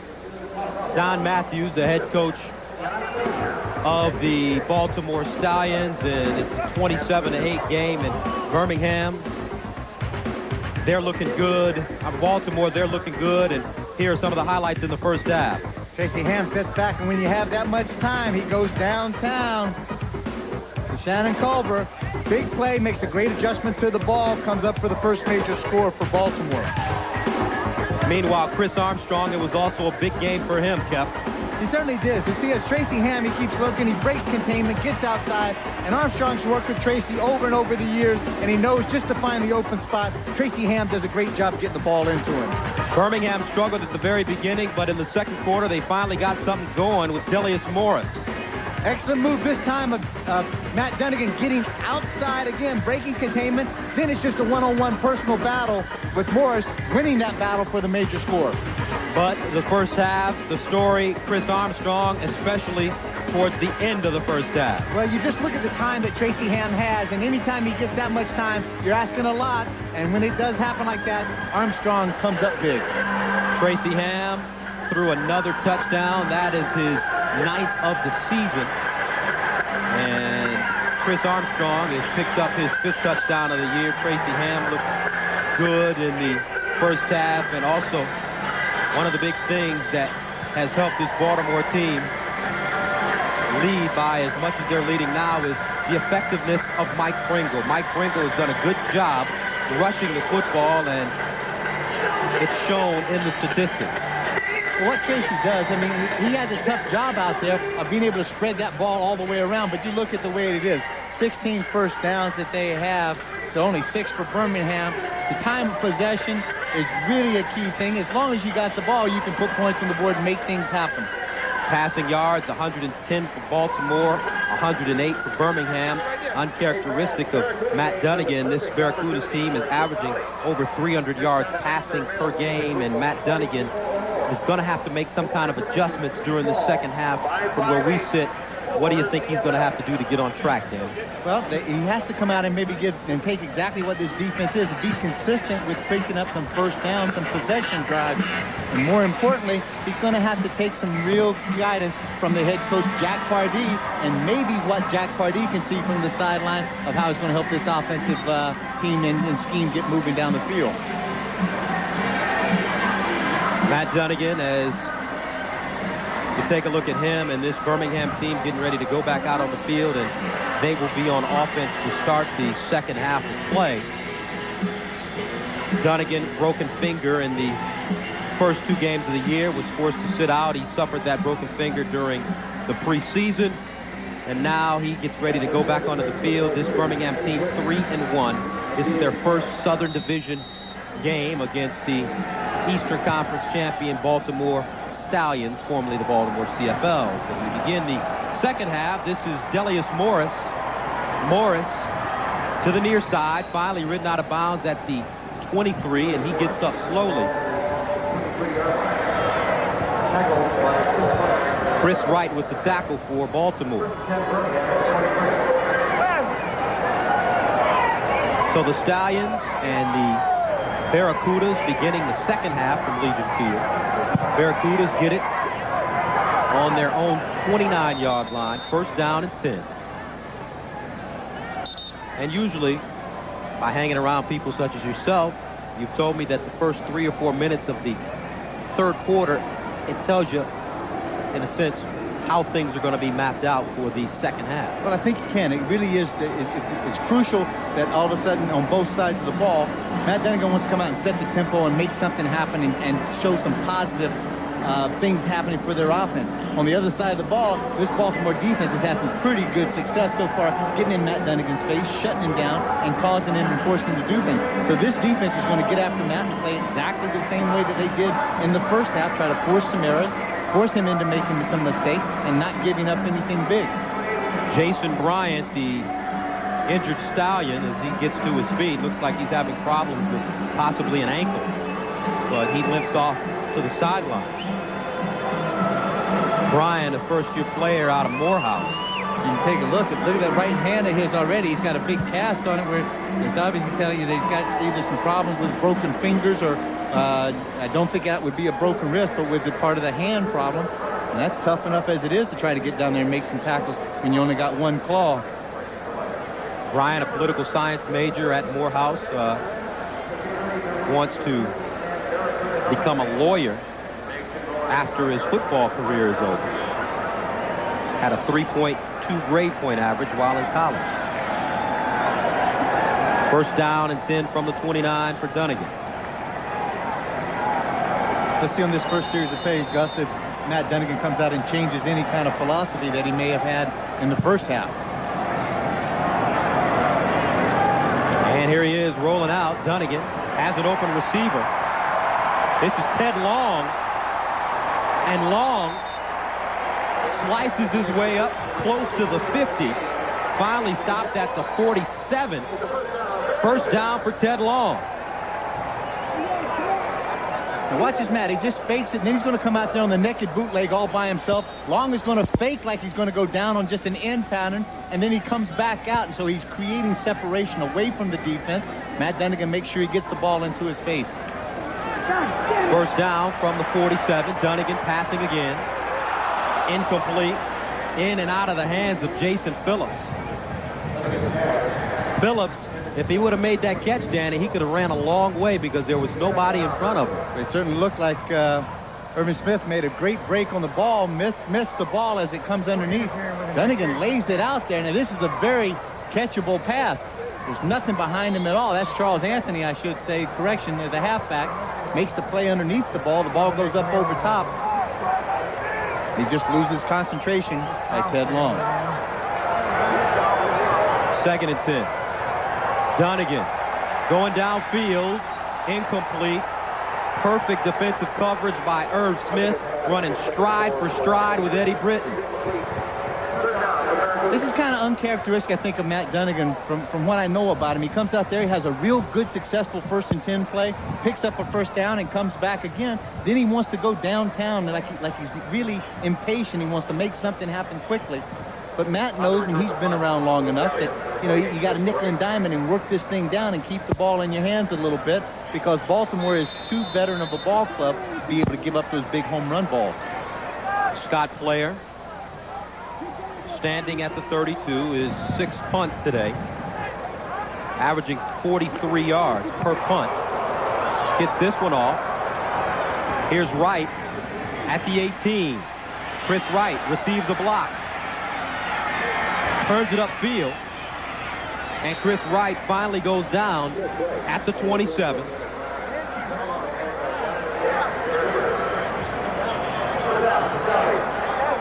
And Chris Wright making something out of nothing there. He ran a long way as Donovan Gans comes up with the tackle. Well, that's the kind of thing a punt returner does. They had the wall set up on the far side of the field, and what he has to do is give up some ground to try to get some depth, to get around, to get behind it, and he was just about there. Set some good coverage and good speed down by Birmingham, forced him to have to change his pass a little bit, and he didn't get to the wall. First down from the Baltimore 27 for Tracy Ham. Inside handoff goes to Pringle, and Pringle keeps his feet going, gets over the 35, up to the 38-yard line. Mike Pringle had 98 yards rushing in the first half, and he breaks a big one off to begin the second half for Baltimore. Now, last year, and Mike Pringle in the big lead that he had, they were 8-0 every time Mike Pringle had rushed for over 100 yards. He had 8 100-yard games last year, and he had 3 of those 8 were 200 plus. So far this year against San Antonio, he had 99 yards in the first meeting, had 125 yards in the second meeting. He had 97 last week, and that is one of the major reasons why Baltimore is winning a lot of the football games, is that he is carrying a lot of mail, picking up some yardage, and scoring some points along the way. 108 yards rushing on 14 carries. First down, gain of 11 on that last play. Here's Ham. Incomplete. Threw it a little bit behind the intended receiver, Chris Armstrong, and there's no question Ham definitely looks for Chris Armstrong as his first option when he's passing. Well, I think you got to think of that. Once the guy has established himself as the kind of go-to receiver that you really want to have, and a guy that you can depend on the clutch, then Tracy Ham has shown that he will give the ball to Chris Armstrong. And when he does, Chris Armstrong makes a lot of things happen. Ham, 7 of 9, 110 yards. Eludes one defender, and Ham ducks down at the 38. Mike James there, trying to put the hit on him. And that will bring out Josh Miller, who was the #1 punter in the CFL last season. And he comes in leading the league now. He's got 47.2 average. 4 punts on the day. His long of the season, a 70-yarder, which he delivered last week. And he just hits a bomb this time. From the 11, here's Drawhorn. And Anthony Drawhorn finally goes down. O.J. Brigance with the tackle. 11:38 left. Baltimore still on top. 27-8. And don't forget, next Saturday, 8 p.m. Eastern Time, 5 p.m. Pacific, Winnipeg travels south of the border to take on Forrest Gregg Shreveport Pirates. That's 8 p.m. Eastern, 5 Pacific. And we'd like to welcome TSN to our coverage today as we're at Legion Field, Birmingham, Alabama. I'm Gus Johnson along with Danny Kefley. Baltimore convincing 27-8 lead right now, and they came out in the first half. Chris Armstrong caught 2 touchdown passes, and Tracy Ham looked sharp completing the short passes, but more importantly, Mike Pringle was the difference with his rushing as he picked up 98 yards in that first half. This is one of the main keys why Baltimore was in the breakup last year and why they look so strong this year. And tied in the head of the Southern Division right now is that they're so balanced offensively, defensively, and their special teams have really improved this year. So Matt Dunnigan, 13 of 20, 132 yards, 1 touchdown, and 1 interception. From his own 16. Out of the gun, Dunnigan. Plenty of time, firing downfield, and it's incomplete. Closest receiver, Eddie Britton, but Irv Smith, an all-CFL player last year, one-on-one coverage, and couldn't have got much better than that. Good foot speed, and I tell you what, this secondary of Baltimore is a veteran ball club around with Smith, Anthony, Lester Smith at the safety, Watson at the halfback, and Wilkinson that came over from the Hamilton Ticats. These guys know what it's like. They play good coverage, and that front seven put the heat on Matt Dunnigan. Dunnigan rolling, firing, complete at the 21-yard line. Jason Phillips makes the reception, and he's close to the first down. About 3 yards short. But in the CFL, only 3 downs, and that'll bring out the punting unit. Out of the shotgun, he's just going to sprint to his left, and he makes a good throw, except for the fact the receiver broke it back, and he's about 3 or 4 yards short of the first down.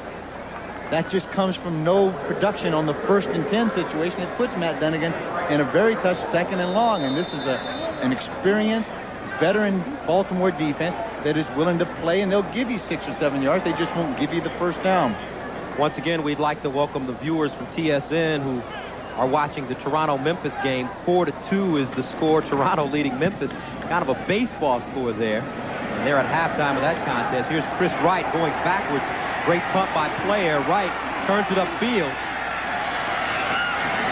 And he finally slices ahead and is tackled at the 35.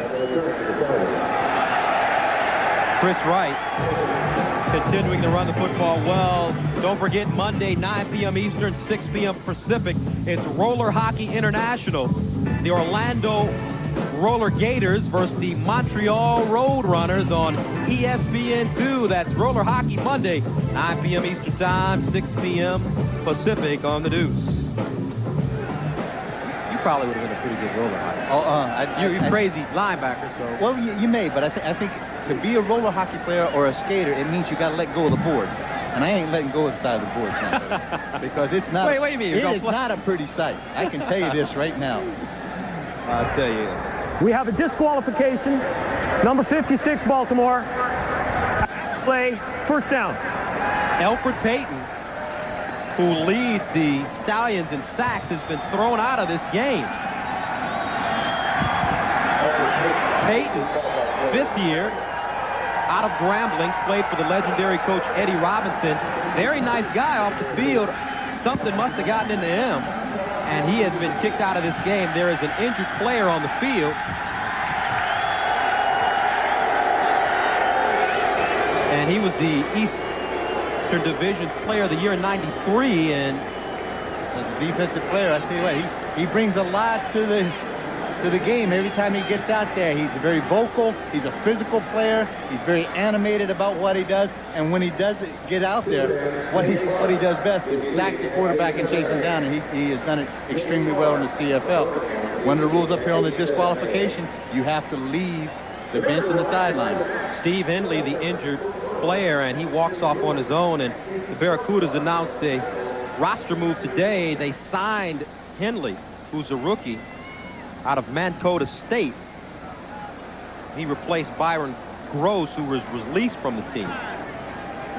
So Henley, in his first game, goes down with an injury, but it looks like he should be back. At the time right now when Birmingham has a chance to try to help their cause, they've got Baltimore backed up, 1st and 10 on the 15 to see if they can shut them down, 2 and out, force them to punt. Pringle, up the middle, flags on the play. And it's in one of those areas that looks like a holding call again.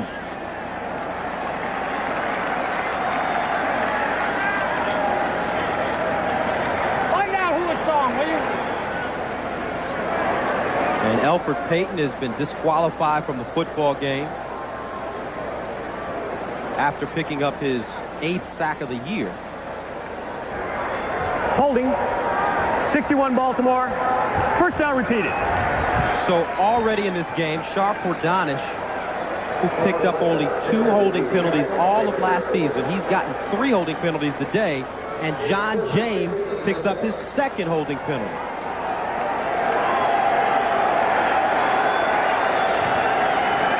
That quick defensive Birmingham line is forcing this Baltimore team to have to grab a hold of them. Pringle again, and another holding penalty. Rather, another flag. We'll see if it's a holding penalty. Mike James making the tackle there. Now, these are the kind of things that really would upset a head coach like Don Matthews, because this is purely just lack of concentration and some lack of effort. As he said in our quick little interview, the thing that bothered him was the fact Holding. that 61 Baltimore. Penalty is declined.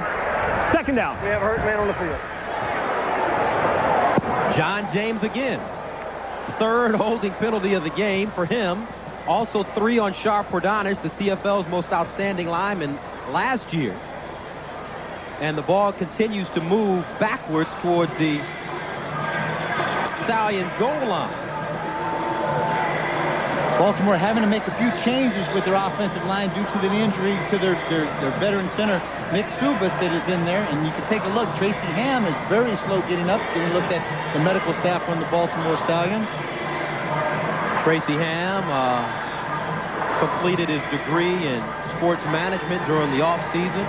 Lives in Statesboro, Georgia with his wife and family, and also had an opportunity to do some interesting things during the offseason. Ham gets tattooed on the play fake in the end zone as flags were thrown on the play. Well, that's Jimmy Reed. I mean, he's not knowing right there as Tracy hands the ball off to Mike Pringle. He's coming out there on that bootleg, and he's hiding like he's got the ball on his hip. So Jimmy Reed just takes a shot at him. And I mean, and that's very well acceptable to be able to do that. Because if he doesn't, all of a sudden, if Jimmy follows it in or goes in there and plays touch or flag football with Tracy, he's going to scamper around and then pick up a big 1st down and get out of bounds. But you see Tracy, he's one of those kind of guys, he always got that big smile. He's got a great smile on his face, and when he comes out there, hopefully he's going to be all right. He took a big shot. 2nd straight quarterback, Sean Jones, a 3rd-year player out of Georgia Tech, won a national championship with the Ramblin' Wreck during his collegiate career. His number's 5 of 6, 47 yards. He's thrown 2 touchdowns and no interceptions this season, and they look for him to do good things in the Canadian Football League as his career progresses. And he's going to let it fly on his first play of the game, over the middle to Armstrong, and they're going to wave this one off.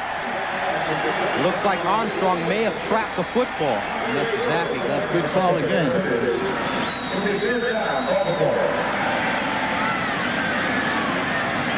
They run an over and under kind of pattern where they have one slot come from the underside. Armstrong goes over top, and you're going to see as the ball is thrown, it's thrown quite low. He sails himself out. Doesn't look like he has control of the ball, and it doesn't. It rolls all over the ground. Good call by the official. I thought the pass may have been underthrown, but it looks like Jones put it where it needed to be, but Armstrong just wasn't able to come up with the football. A little bit of tough catch, but one that normally a person such as Chris Armstrong makes. There's an opportunity to see if Josh Miller can get away with one of those booming punts that he's been noted for so far in his career in the CFL, because they are very well backed up. You're going to get a delay of game penalty also here.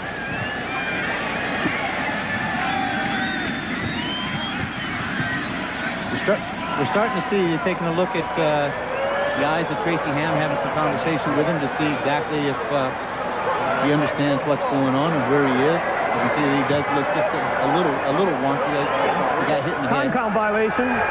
Baltimore number 22. 3rd down repeated.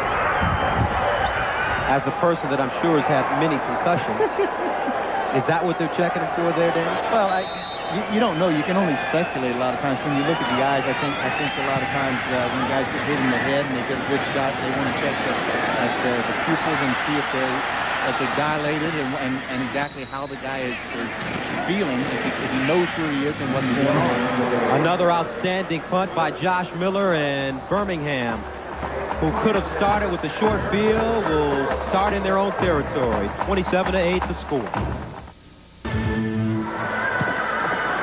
The Canadian Football League on ESPN2. We're in Birmingham, Alabama at the legendary Legion Field where the Baltimore Stallions have dominated this game from the opening whistle.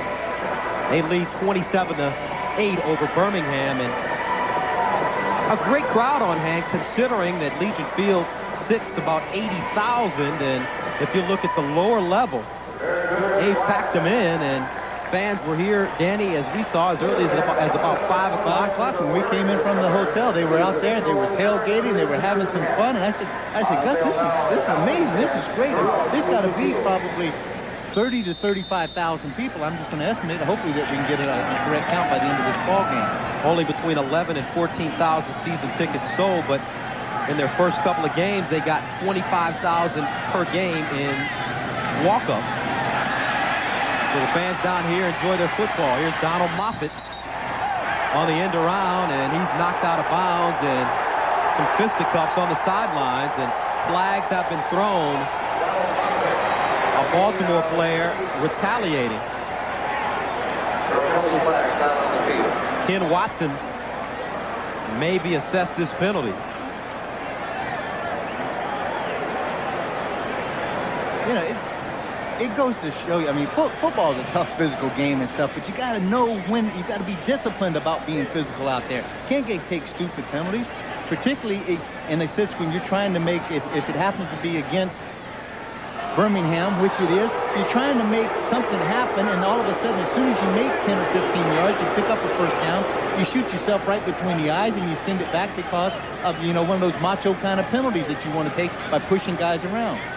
Go out there and knock them on their back the next time the ball snaps. Then you prove your point. WJMP Radio. So how do you prevent teams from being penalized? When I was in high school, I remember when we got penalized a lot. Major foul, unnecessary roughness, number 33, Baltimore. Major foul, number 55, Birmingham. Both penalties after first down is made. First down. But take a look as Moffitt comes on the sideline here. It makes a couple of good moves, and him and Watson get tangled up on the sideline. They got to hold the face mask, and then just a little extra. Then they come in there, and all of a sudden, that's Big Thomas Graham that comes in there, the big offensive tackle. We're talking big, 6'7", 290, shoving a little weight around. So first down again, complete at the 40. Penalty flag. Marcus Grant with the reception. Penalty flags down in the backfield, Gus, and we may anticipate a holding call against Birmingham on this play. And as I was saying, when I was in high school, Holding. Number 62, Birmingham. First down repeated. Fred Childress with the holding call, and the coach wanted to stress the penalties that we got. He made us run or do something that would make you think about it the next time.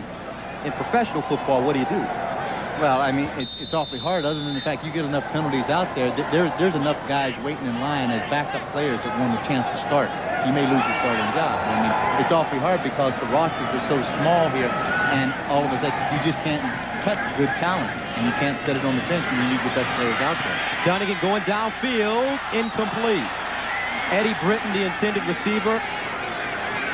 Irv Smith, the closest defender, and as you said earlier, Danny, Matt Dunnigan has shown that he really wants to throw the long ball today, and Jack Pardee at halftime said that he wanted to get a little bit more vertically down the field. Well, I think he probably does want to get vertically down the field and try to take the ball up the seam and maybe just a quick hot route kind of thing. But vertically, to me, doesn't necessarily constitute that you got to go for that 30 to 45 yard, you know, fly pattern bomb every time you want to tee it up. Marcus Grant, the intended receiver, and Dunnigan leads him too much. Marcus Grant actually had a couple of steps on the cornerback over on that side, Gary Wilkerson. Dunnigan now 15 to 25 for 153 yards. An interception and a touchdown as Marcus Grant walks off the field. He did have at least a step. And if Dunnigan would have put it there, it could have been trouble for Baltimore. Scott Flair, who's had a pretty productive game so far in the punt for the 8th time. This one angled toward the near sideline. Didn't get all of it. Here's Wright. And he fumbles the ball, but it's jumped on by a Baltimore player. Looks like Irv Smith with the fumble recovery.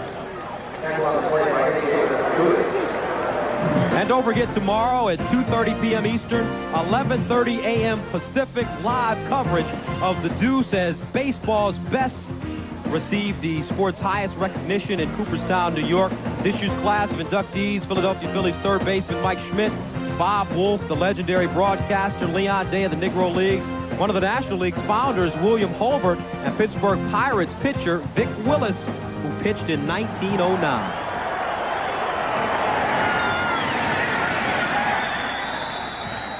And on first down, Mike Pringle, the ball carrier, tackled at the line of scrimmage.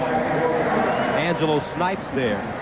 Snipes left BC after receiving a ring with the Grey Cup champion Lions, and this is a man that's put a lot of pressure on the passer the last 3 years. He's averaged 15 sacks a year the last 3 seasons, led the league in sacks 1 year with 20.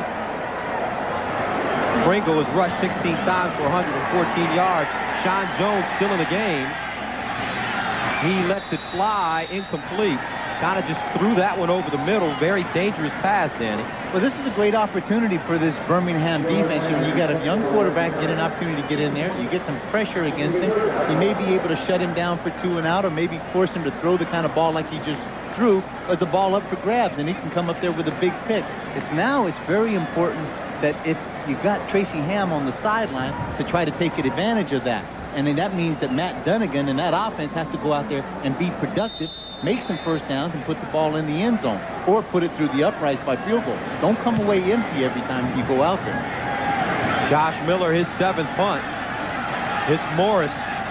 Morris still on his feet and goes down at the 52. 6:14 remaining in the third quarter. Baltimore still leading comfortably, 27-8. Tracy Ham on the sidelines after going out, after taking a hit by Jimmy Reed, is warming up again, and he's a pretty fiery guy, Dan, so it's going to be hard to keep him out of the game. Great competitor. You can see his numbers for this game, but his number overall in his career, he's 9th in CFL career passing for 26,000, about 765 yards right now. He's 5th with touchdown passes. He has 187. And just to let you know, one of the guys that he's chasing, the number 1 guy on the list, is a guy that he played for in Edmonton, the head coach, Ronnie Lancaster, who was number 1 in yardage with 50,535 yards throwing the ball and 333 touchdowns. He's got a fair chase ahead of him to catch up to the little general out of Regina, Saskatchewan, Ron Lancaster. 1st and 10 for Matt Dunnigan out of the gun. And it's dropped. This is Donald Moffitt. And Tracy Ham, not only did he finish his undergraduate degree, he's getting ready to go back to school for his master's, and he also made his acting debut this year playing Bobo in the play Raisin in the Sun. So he's doing a lot of interesting things, and at the same time he had time to work out with Chris Wright, the rookie return man sensation. Next thing you know, he'll be up there in New York with you, and you'll be getting in that on-Broadway stuff. Oh, he might be. Tracy Gravely, first time we've mentioned his name today. He breaks up that pass intended for Keith Woodside out of the backfield. That brings on Player again. This offense from Birmingham, they've had problems getting in sync with each other. Well, they really have, and this is where I'd look for Matt Dunnigan to try to do something, not necessarily throw it deep and come up with a home run ball, because this Baltimore defense is not going to give him that, but do a little something on his own. He may have to break out there and scramble, pick up a first down, at least maybe run over somebody, do something to try to really excite this offense, because it looks fairly lackadaisical as it goes out there on the field, just kind of going through the motion. Wright fumbles the football, and it's recovered by Birmingham. So the Barracudas finally get a break and they'll take over inside the Baltimore 30. Now, these are the kind of things we just talked about. You come up with a big play, a turnover on special teams or a turnover defensively. The ball just goes right through Chris Wright's hands. And the guy that's right there on the spot, that's number 3. That's Tommy Oates, that does an excellent job of recovering and comes up with the ball. Now, it's 27-8. There's 5:22 to go in the third quarter. There's a lot of time, but it's crucial right now that Matt Dunnigan and the Birmingham Barracudas come away with 7 points from this drive. Get back into the football game. Rain playing a factor once again as it's coming down pretty hard here at Legion Field. Shovel pass, knocked away at the last moment, recovered. However, Ted Long goes down at the 37. O.J. Brigance making the tackle. Now, this was a big thing because the Baltimore defense and Don Matthews decided to start Courtney Griffin as a 6 DB in the secondary, and they did not play O.J. in the first half. Now O.J.'s in there due to the ejection of Alfred Payton. He gets in there, and O.J. Brigance is the man that makes a lot of things happen. He's the leader out there. He's second in team tackles. In 1993, this guy had 20 sacks, and he was second in the CFL with those sacks. In 93, it was an all-West selection, and he was a fifth-year player out of Rice, the first team all-Southwest Conference in 1990. Had 109 tackles his senior year for the Owls. Second down, 19. Dunnigan looking backside. And it looks like it's been an intercepted football. Kenny Watson somehow managed to come down with the ball in the end zone. Kenny Watson just went, and this was against Morris again, number 85, and last time Morris won one and took the ball away from him in the end zone. Straight seam routes. They're just going to go right up the hash marks, just to the outside.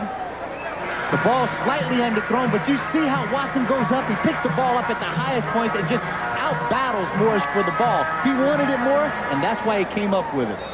Ken Watson, that's his first interception of the year.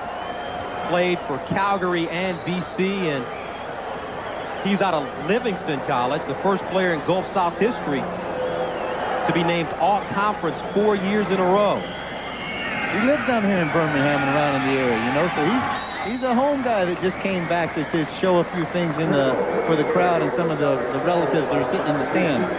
Mike Pringle running the football. He's stopped by Stevie Anderson. Gain of 4. Pringle now 117 yards rushing on the day on 17 carries. And as this weather has changed considerably since the second quarter and the third quarter, the start of the third quarter, this rain is really going to be an asset to the Baltimore style of offense because they got a guy like that and Mike Pringle that can carry the mail. And here's Pringle out of the backfield this time. Gets up to the 35, advances to the 36. Gain of 8 and a first down. In the Canadian Football League, unlike the NFL, the quarterbacks call their own plays, and that's one thing Tracy Ham has been known for. He calls a good game. He's almost like a catcher in baseball. He certainly is. I mean, Tracy has been around the league for a long time, and he and Don Matthews has had a good relationship, and he has a very good relationship with Steve Brancato, the offensive coordinator over there. So they have faith and they have trust because Tracy's out there having the real bullets fired at him, so he knows what he should call. Ham going up top to Culver, and Skinny Culver makes the reception inside the 35-yard line of Birmingham, and Culver did something to get wide open, and Tracy Ham put it on him. Good protection up front again, and as Jones stands there, he just finds Skinny running straight down the middle. Fernando Thomas just lets him run right by him. There's got to be some kind of confusion between Thomas and Davis, the halfback. One was playing up, and they were both kind of standing there thinking somebody else had the deep third behind him, and Skinny was the man that had the deep third and came up with the reception. Here's Mike Pringle on first down, and Pringle goes down inside the 30 at the 27-yard line. Orr with the tackle. He picks up 6 and will bring up second down and 4.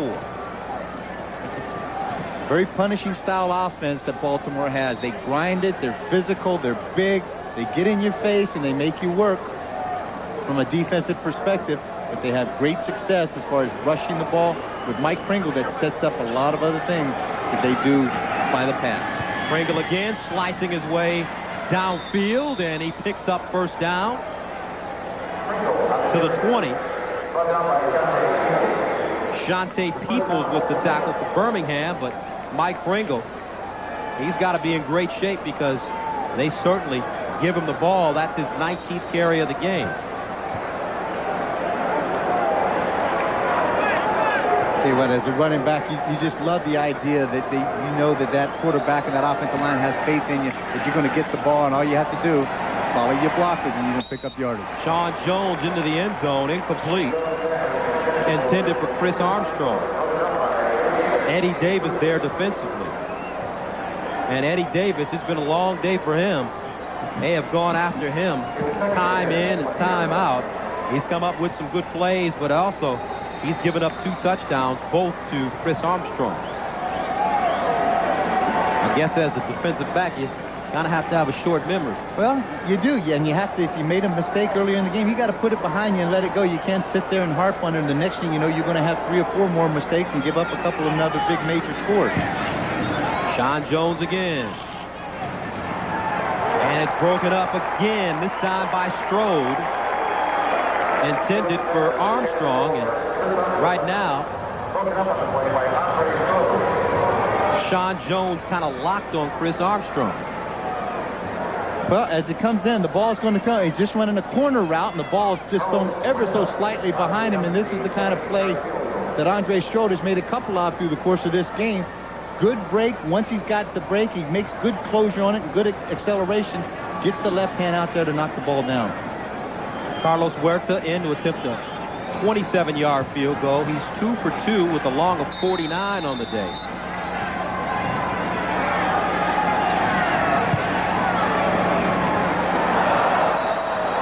And Huerta remains perfect.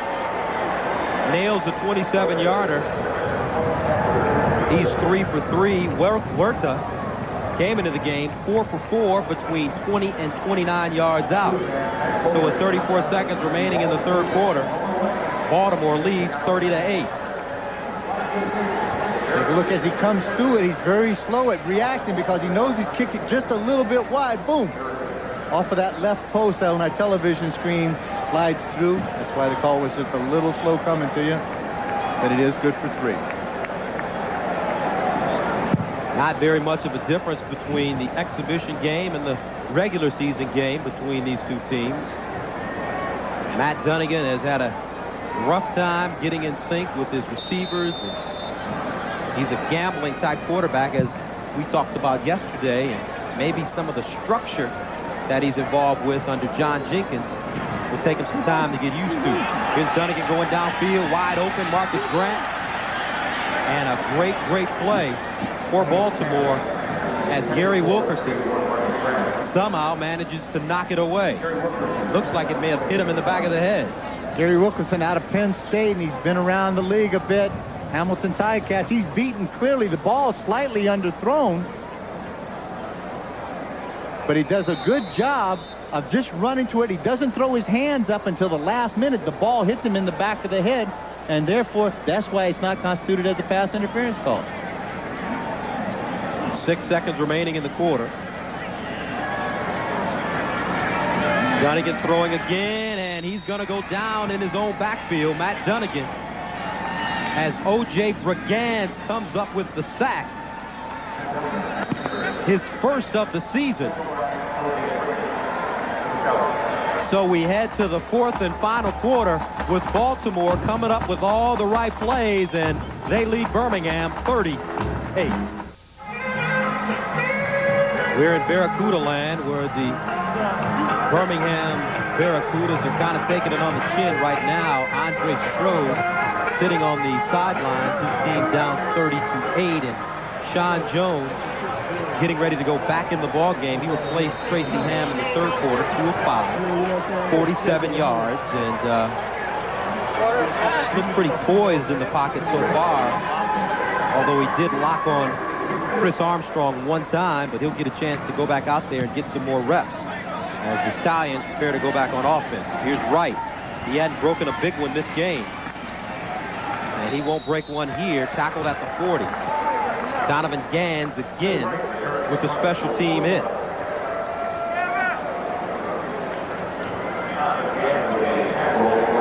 Well, you find any time that as an offense or defense, you lose one of your mainstays on there, you lose your quarterback, a guy like Tracy Ham, or you lose a guy like Alfred Payton on defense for Baltimore.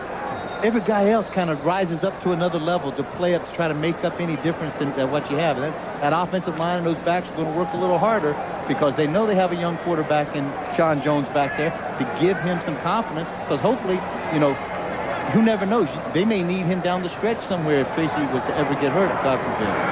On first down, Pringle, inside handoff, and he goes down immediately. Shante Peoples there, along with Jimmy Reed.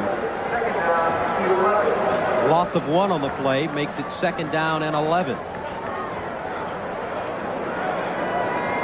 Jimmy Reed out of Fort Valley State. Played 4 years at strong safety in the SIAC, leading the Blue Death defense, and has been moved from a strong safety to a middle linebacker here in the CFL. Here's Armstrong. Catches the pass at the 55 and is ridden down by Eddie Davis. Another big game for Chris Armstrong. Wide open underneath. Good offensive protection that time, and it just allowed Sean Jones plenty of time to be able to look downfield. And as soon as Armstrong, he has such quick speed and quick feet, when he made his break to come in on the deep end, and all he had to do, then he started running away from the defender, created more separation, and Sean Jones has enough time and a wide open field, and you got to be an easy pitch and catch. Jones looking really poised in the pocket, but he gets clobbered from his backside. Tommy Orr, the right outside linebacker, and he comes up with the first linebacker sack of the season for the Birmingham Barracudas. Tommy Orr comes in as the nickel back or the 6th defensive back. He lines up on the line of scrimmage and nobody picks him up. He's got a great shot of Sean Jones right into his back, and he makes no mistake of putting the young quarterback down. Prior to this game, Birmingham had not come up with a sack from their linebacking core, and Tommy Orr comes up with the first one of the year. Here's Jones over the middle, and he has B.K. Williams. B.K. Williams inside the 25.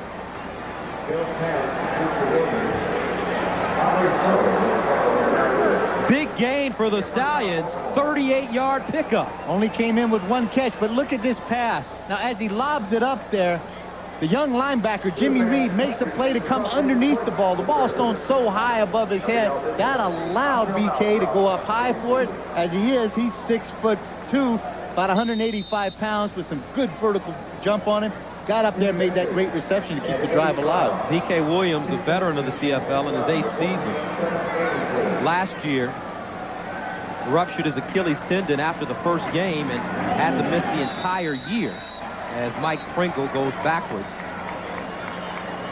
And Gus, you just talked about that injury. That injury happened in the warm-up before a game even started, and he didn't even get a chance to play in any of the games in 1994.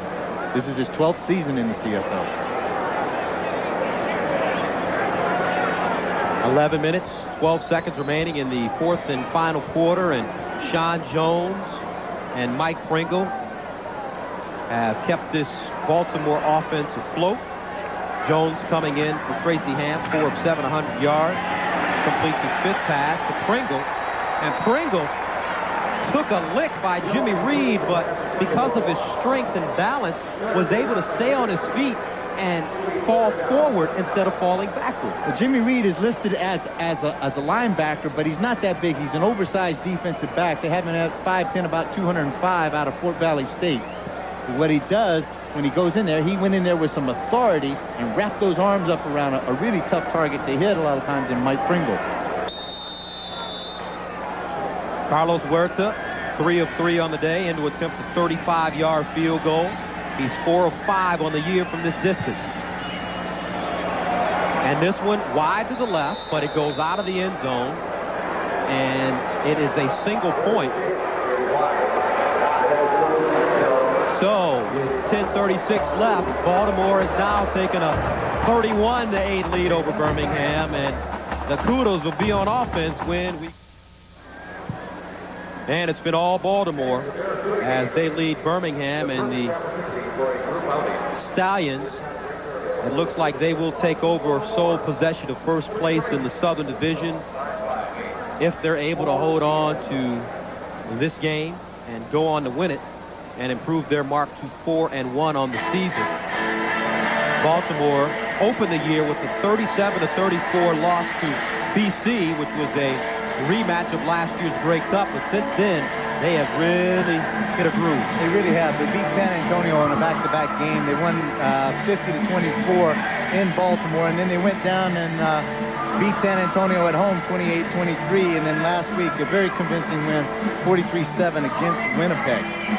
And it's not, I mean, this is not a case that Baltimore didn't actually and haven't actually through the course of this game given Birmingham some opportunities to get back in it. Birmingham just has not made or capitalized on any of those opportunities. Don Matthews, one of the legendary coaches in this league. And on the other sideline, Jack Pardee. He spent 15 years as one of the NFL's top linebackers. Played with the Pearson foursome in Los Angeles. Incomplete pass by Dunnigan, once again going down the field for Marcus Grant. Also, Jack Pardee has played under Bear Bryant at Texas A&M, and that was an experience we'll never forget. Coach Bryant taught us that work ethic, and I've referred to it several times, that work ethic. It's the way it was brought up, that if you wanted to do something, you're the only one that could do anything about it. That doesn't necessarily have to be a pecking order of waiting your turn. He used to have what he called a challenge drill. If you were a backup guard and you thought you were better than the guy in front of you, you could challenge him in practice on one-on-one. If you could beat him, you swapped jerseys right then. It's that immediate gratification. Jack Pardee and Gene Stallings, who's the head coach at the University of Alabama, captained the Southwest Conference champion Aggies as a senior. And one interesting thing about Jack Pardee is, as a student athlete, he was an academic All-American. And when it comes to numbers, he's put up some of the best almost everywhere. In the NFL, an 87-77 record. In the USFL, he coached Herschel Walker and Doug Flutie and Jim Kelly, 23-13. The World Football League, he took a Florida team to the World Football League championship, lost to, ironically, Birmingham in the World Football League championship game right here at Legion Field, and also at the University of Houston. He led the Houston Cougars to a very successful record in the Southwest Conference. Right now, his attention is on these Barracudas as they try to march the ball downfield. 1st and 10. Here's Dunnigan going downfield again, broken up. Marcus Grant, the intended receiver, and for some reason they really think that they have something out on that far corner. Well, Gus, they just came back to, the play prior to that on a deep end pattern. It was kind of an intermediate route, and Damon Allen was able to find Jason Phillips wide open, picked up the first down, then comes back the very next play and takes it downtown for the home run again. So Jason Phillips, who is a wide receiver, is now playing defensive back for Baltimore. Dunnigan, 16-32. 2nd and 10, and he wasn't even ready for the ball to be snapped. It's picked up. This is Robert Pressberry. Flags all over the place, and Robert Pressberry is down at the Birmingham 6. Dunnigan looked to his left to call timeout, and all of a sudden the ball was past him. I think the only thing he's going to be a savior on this is that Baltimore is offside, but Matt Dunnigan is making an audible call to both sides, and you can see that he's not even close to being in position. 61 is Craig Gibson, the center. Must have thought that he heard something, or it was going on a sound count, and when Matt able to... Procedure. Birmingham, number 16. Penalty is declined. First down. Well, I mean, that's got to be an unusual call that they call procedure against Matt Dunnigan on this. I'm not sure that. I think that once you get in that shotgun position, you've got the ability to be able to step up there and make a call so you can communicate with either your offensive line or your receivers. The ball was snapped, and there was a couple of guys clearly offside for Baltimore before the ball was even snapped. So maybe that's why I don't wear the zebra shirt, though, Gus. Robert Pressberry coming up with the big fumble recovery, and Pressberry was a All-MEAC selection at Delaware State, was the Conference Player of the Year in 1987, and he comes up with his first fumble recovery of the season. On the year, Baltimore, they forced 15 fumbles and recovered 8. He's no stranger with Don Matthews. He had a couple of seasons down there in the Orlando Thunder with Don Matthews in that WLAF. Here's Jones into the end zone, intercepted by Eddie Davis, and he's going to take it out. Davis finally cut down at the 7. Robert Clark, the intended receiver. Eddie Davis has been picked on the entire game, so good for him. He comes up with the interception, 31-8 to score. Sean Jones throws his first interception of the year, and Eddie Davis picks up his first interception of the season, courtesy of Jones, and right now Jones is getting a little schooling from Tracy Ham. Well, as Tracy just looked, I mean, Sean Jones just sits back there, and it's a wobbly ball, and the ball's thrown behind him. It's a poorly thrown ball. And at this time, when Davis makes the pick, he makes a good play as far as making the pick. I think he makes a bad judgment of bringing the ball out of bounds. Had he just take the interception, take a knee, the ball would have come out to the 35-yard line. Eddie Davis, he has to be pleased with coming up with that interception because, as we told you, he has been picked on by Baltimore the entire evening, giving up 2 touchdowns. But he finally comes up with the interception there. And a sack in the end zone, and that will be a safety, second sack of the game by O.J. Brigance. This is the kind of dynamic player that O.J. Brigance is. He brings a lot to the league and to the team every time he gets on the football field. O.J. Brigance, his second sack, and when you talk to him, there's no question that this Baltimore defense likes to put you away. I think that the pride that we have on defense, I can only speak for our side of the ball, is that we want to go out each and every time and we want to try and shut the opposing team out. And to do that, we have to depend on each one of our teammates. So if each man does his job, no matter whether he's a rookie or an 8-9-year vet, everyone has to do their job for us to be successful. O.J. Brigance gives Baltimore now a 33-8 lead, and coming into this game, we had the feeling that it would be a lot more competitive than it is today. But I really thought it was going to be. I thought that this Birmingham team had really started to mature over those 4 games, and Matt Dunnigan just trying to get away from the relentless pursuit of a guy like O.J. Brigance, gets his ankles and feet taken right out from under him. And, you know, I've had a chance to know O.J. over the years when he was playing with the BC Lions as a rookie. Very dominant there, just a great fellow with a great smile, very much involved in the community and athletes in action, and just a terrific addition to any team anywhere. Stallions receive the football at the 35, hand off to Pringle. Pringle continues to fight ahead, gets up to the 37, and that's another rule I think we need to explain for our viewers, the ability for the team to just accept the ball instead of there being a punt or a kick attempt. At that time that the receiving team does have the option of being able to scrimmage the ball from the 35-yard line. Mike Pringle, 21 carries, 128 yards. He came into the game leading the CFL in rushing with 412 yards, averaging 5.6 yards per carry. Last year, Pringle set a rushing record with 1,972 yards, led the league in all-purpose yardage with over 3,000, all CFL, all East Division, and the most outstanding player in the East. Gutsy broke a record that was held by a Calgary Stampeder, a running back by the name of Willie Burden, who played at North Carolina State for a lot of years. As a matter of fact, Back when I played high school and college, I played against Willie Burden in both high school and against, he played at Enloe High School in Raleigh, North Carolina, played at North Carolina State. Then he comes up and plays for Calgary, and after a while, I got tired of chasing and tackling Willie after a while because Willie's so daggone fast. The view that I was seeing most of the time wasn't all that pleasant.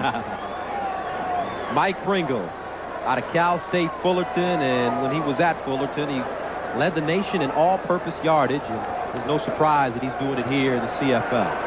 Here's Jones passing on first down, intended for B.K. Williams. Eddie Davis there defensively for Birmingham. And Jones pays the price after he lets that one go.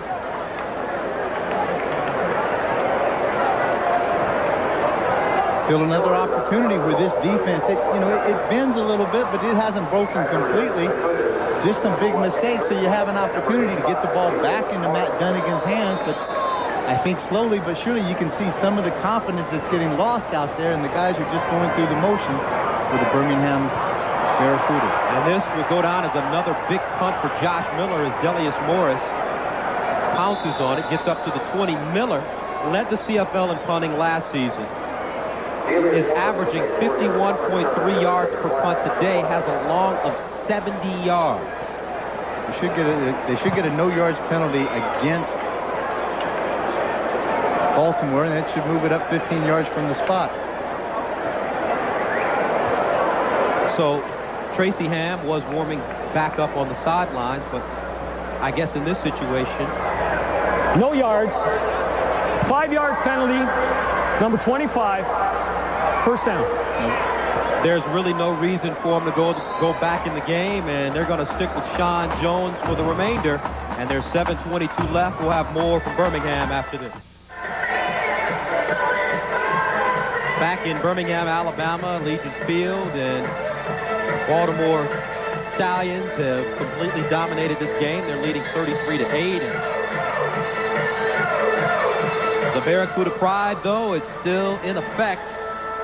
This guy refuses to give up as he proudly waves the Barracuda flag in the stands, and he's up there pretty high. Well, he feels about like Matt Dunnigan. He feels like you may be in a gang fight. You may be the only one in your gang out there because it's tough out there. I mean, Matt's had a tough day of it. The whole Birmingham team has, but it's been complicated by the fact that this Baltimore team has forced them into some situations that they didn't want to go. And good, solid defense with people on offense that take full time, and they make things happen when they get an opportunity to.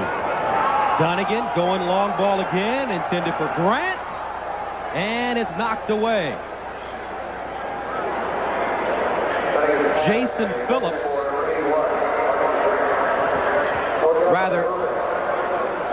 Forrest Irving. Forrest Irving, Yeah, excuse Forrest me. Irving. He was just added to the roster. Forrest Irving is a guy that's been around. He's 5'11", 185 out of Central Florida, but he's had a couple of years in Hamilton, 91 to 92 and 94, and actually in 95 to begin with.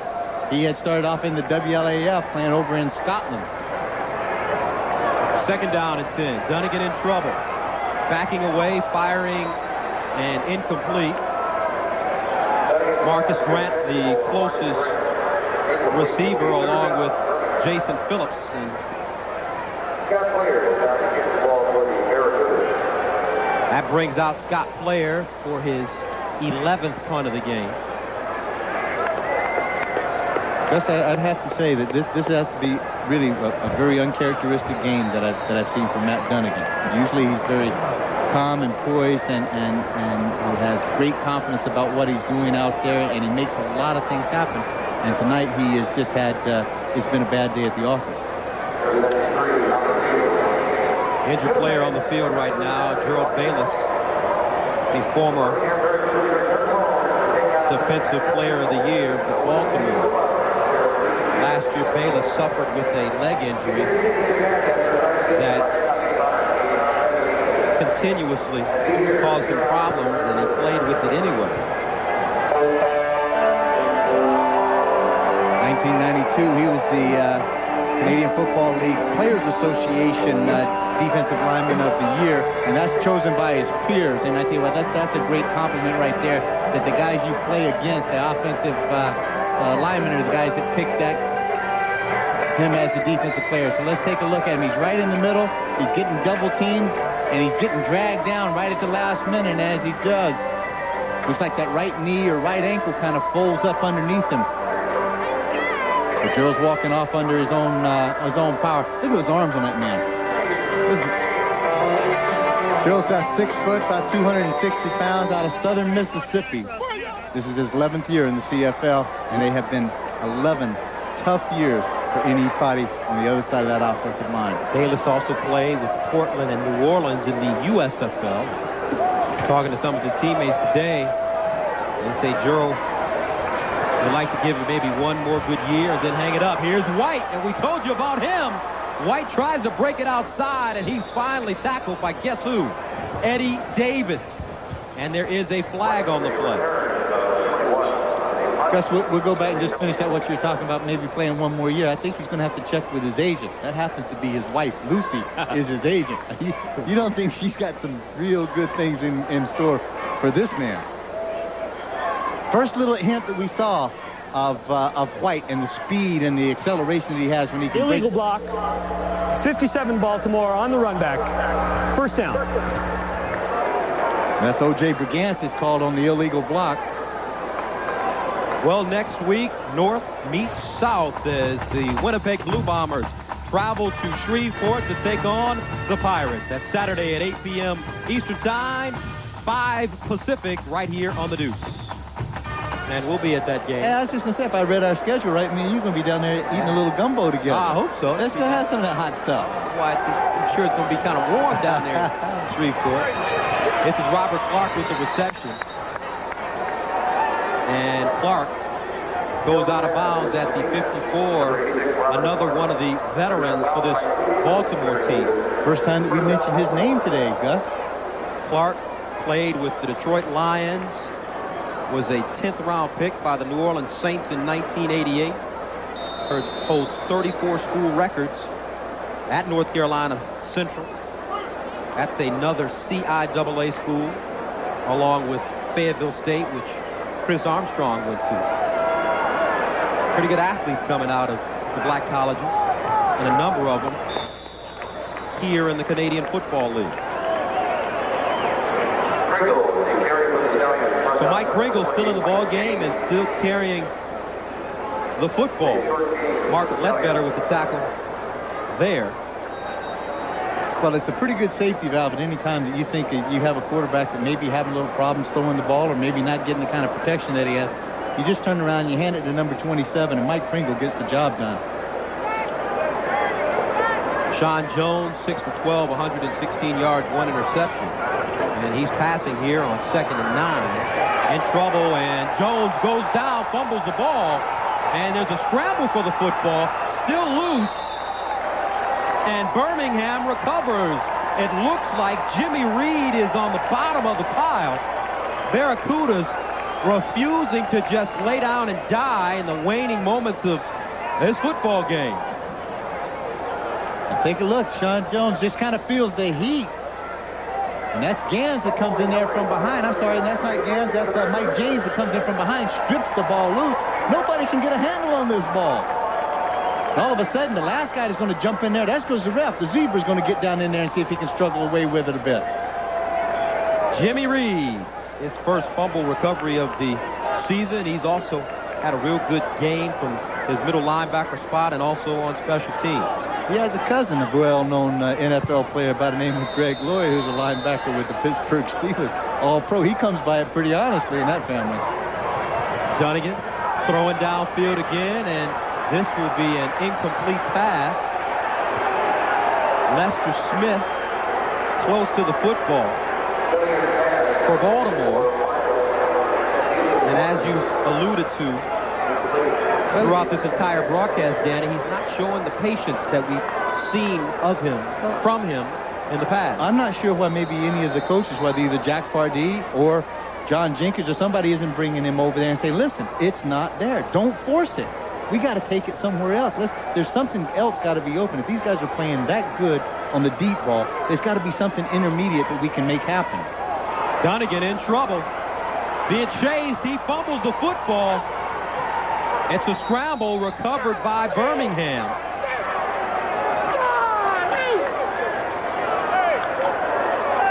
Jeff Neal, the big offensive lineman there to pounce on the football. Rookie out of Howard Payne, but Matt Dunnigan just got crunched. This is Brent Carter, left defensive tackle, knocking the ball free. Big scramble down there, but I think with the number of years that Matt Dunnigan has been around this league, he's got to know when he feels that heat coming off of that shoulder of his, and he can feel the guy reaching out to grab his cloth. All he's got to do is be able to tuck that ball away, put it underneath his hands, and eat it, and take the sack, and then set it up. You may have to punt it away. Here's Player, delivers another great punt. Wright backs up inside the 30. Wright still on his feet, and he goes out of bounds at the 45, make it the 46. 33-8, 3:43 remaining in the fourth quarter. We're back in at the 3-minute warning, and Baltimore leads Birmingham 33-8. Sean Jones in at quarterback right now for the Stallions, and he replaced Tracy Ham, who took a shot by Jimmy Reed in the third quarter. Here's Wright, Chris Wright, who's been doing it on special teams, carrying the ball this time. Jimmy Reed with the tackle, 33-8, and we'll be back for the final 2:39 right after this.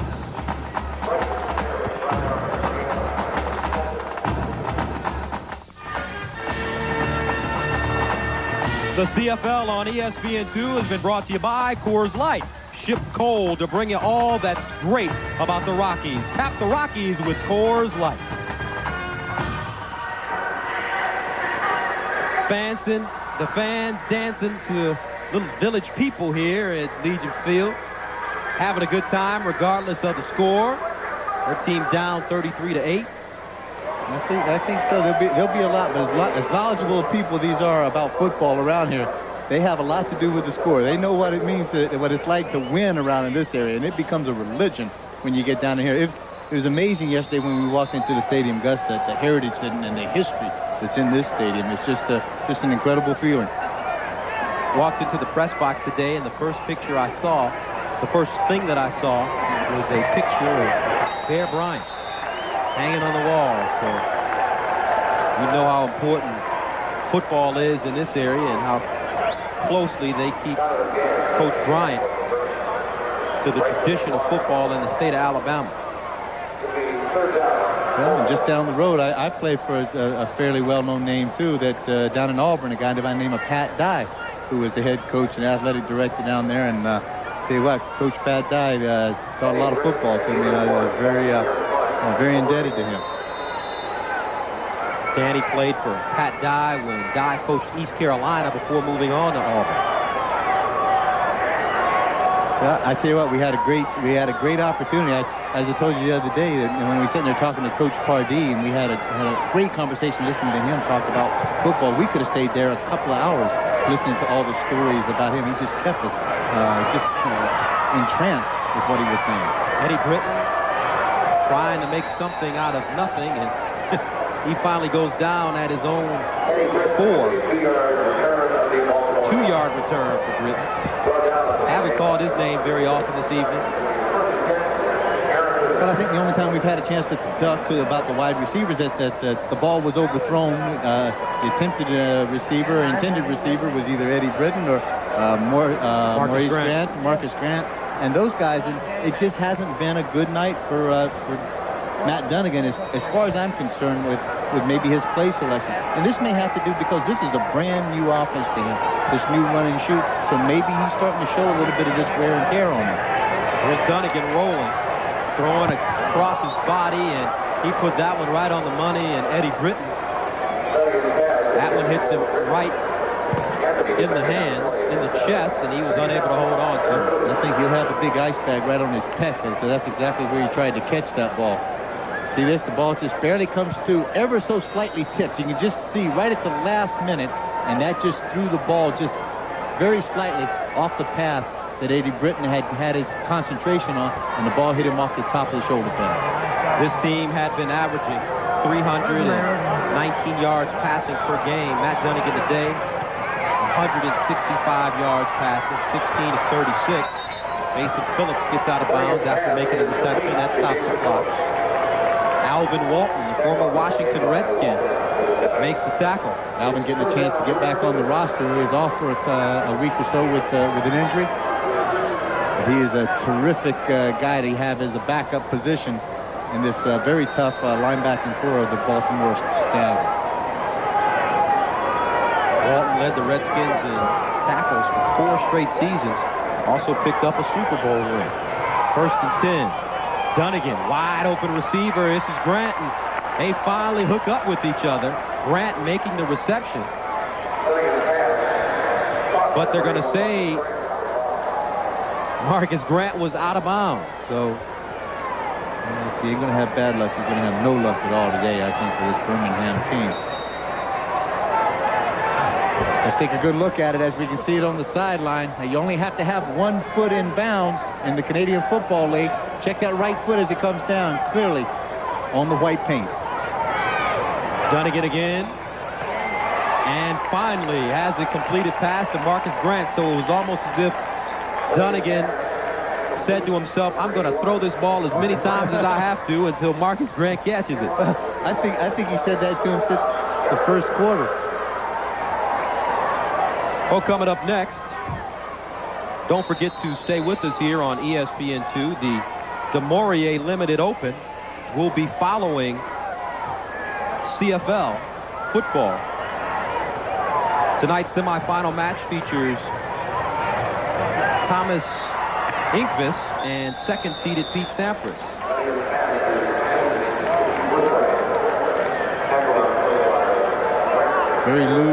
Very little used Keith Woodside tonight. I mean, he hadn't had an opportunity to get involved in the offense at all. Baltimore very contented, play a bit of a prevent defense, sit back there, force Matt Dunnigan in this offense to throw everything up in front of him, 47 seconds and counting down, and then they just react and make the tackle. Dunnigan fumbles the ball, picks it up, and lets it fly again, and he throws an interception. This ball intercepted by Courtney Griffin. Griffin running up the far sideline, ducks down at the 40 and gets down to the Birmingham 35. Courtney Griffin, his first interception of the season.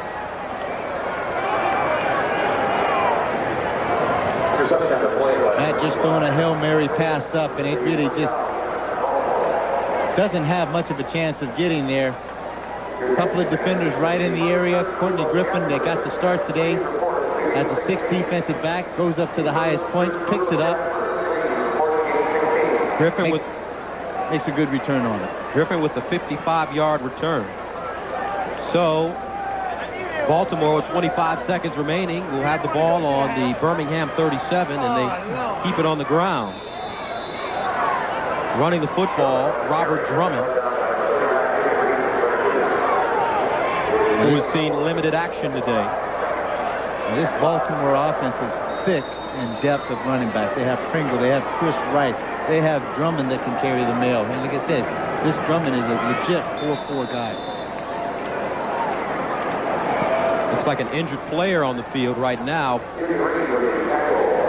Poor Donish may have taken a helmet in his back, but the big fella gets on up. Now, as Drummond went through the line, he just actually cut his ankle or his knee out on his own player. Now, take a look at this. As he goes down, the helmet's starting to drop down.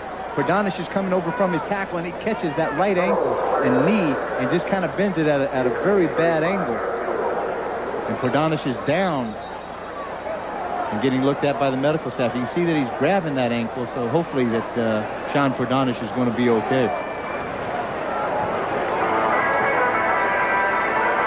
Pordanish, 6'6", 280, second year out of Nevada, Reno, and in his first season he was selected the CFL's most outstanding lineman. Graded out at 90% or better in most of the games that he played last year.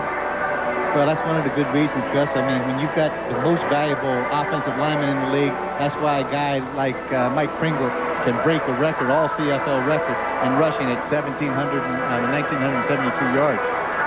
Ironically, though, when you have a guy that's been as successful as Bogdanovich has been in his career, and his career is just really getting off the ground, coming up with 3 holding penalties today, that's definitely going to be something that the defensive line coach can go back and in this week's practice can get on him a little bit about some things. Well, I think so. I mean, you got to face it. This is a young player. This is only his 2nd year. I mean, he was able to set such a precedent last year as a first-year player being the MVP offensive lineman in this league. But now, I mean, he's still in the learning process, and he's a young fella. I mean, Bogdanovich is only 24 years old. Marty Long, the defensive line coach, will certainly have something to talk to Shar about. Not as much as Charlie Carpenter, the offensive line coach. I have a few things to say about him. And Carlos Huerta, 35-yard field goal. And that will be the end of your ball game with Huerta delivering. He goes for 4 for 4 on the day, and your final score 36-8. Baltimore improves to 4-1. Big rushing performance by Pringle, 129 yards, 2 touchdowns from Chris Armstrong. For Danny Kepley, I'm Gus Johnson, and so long from Birmingham. We'll see you next week in Shreveport.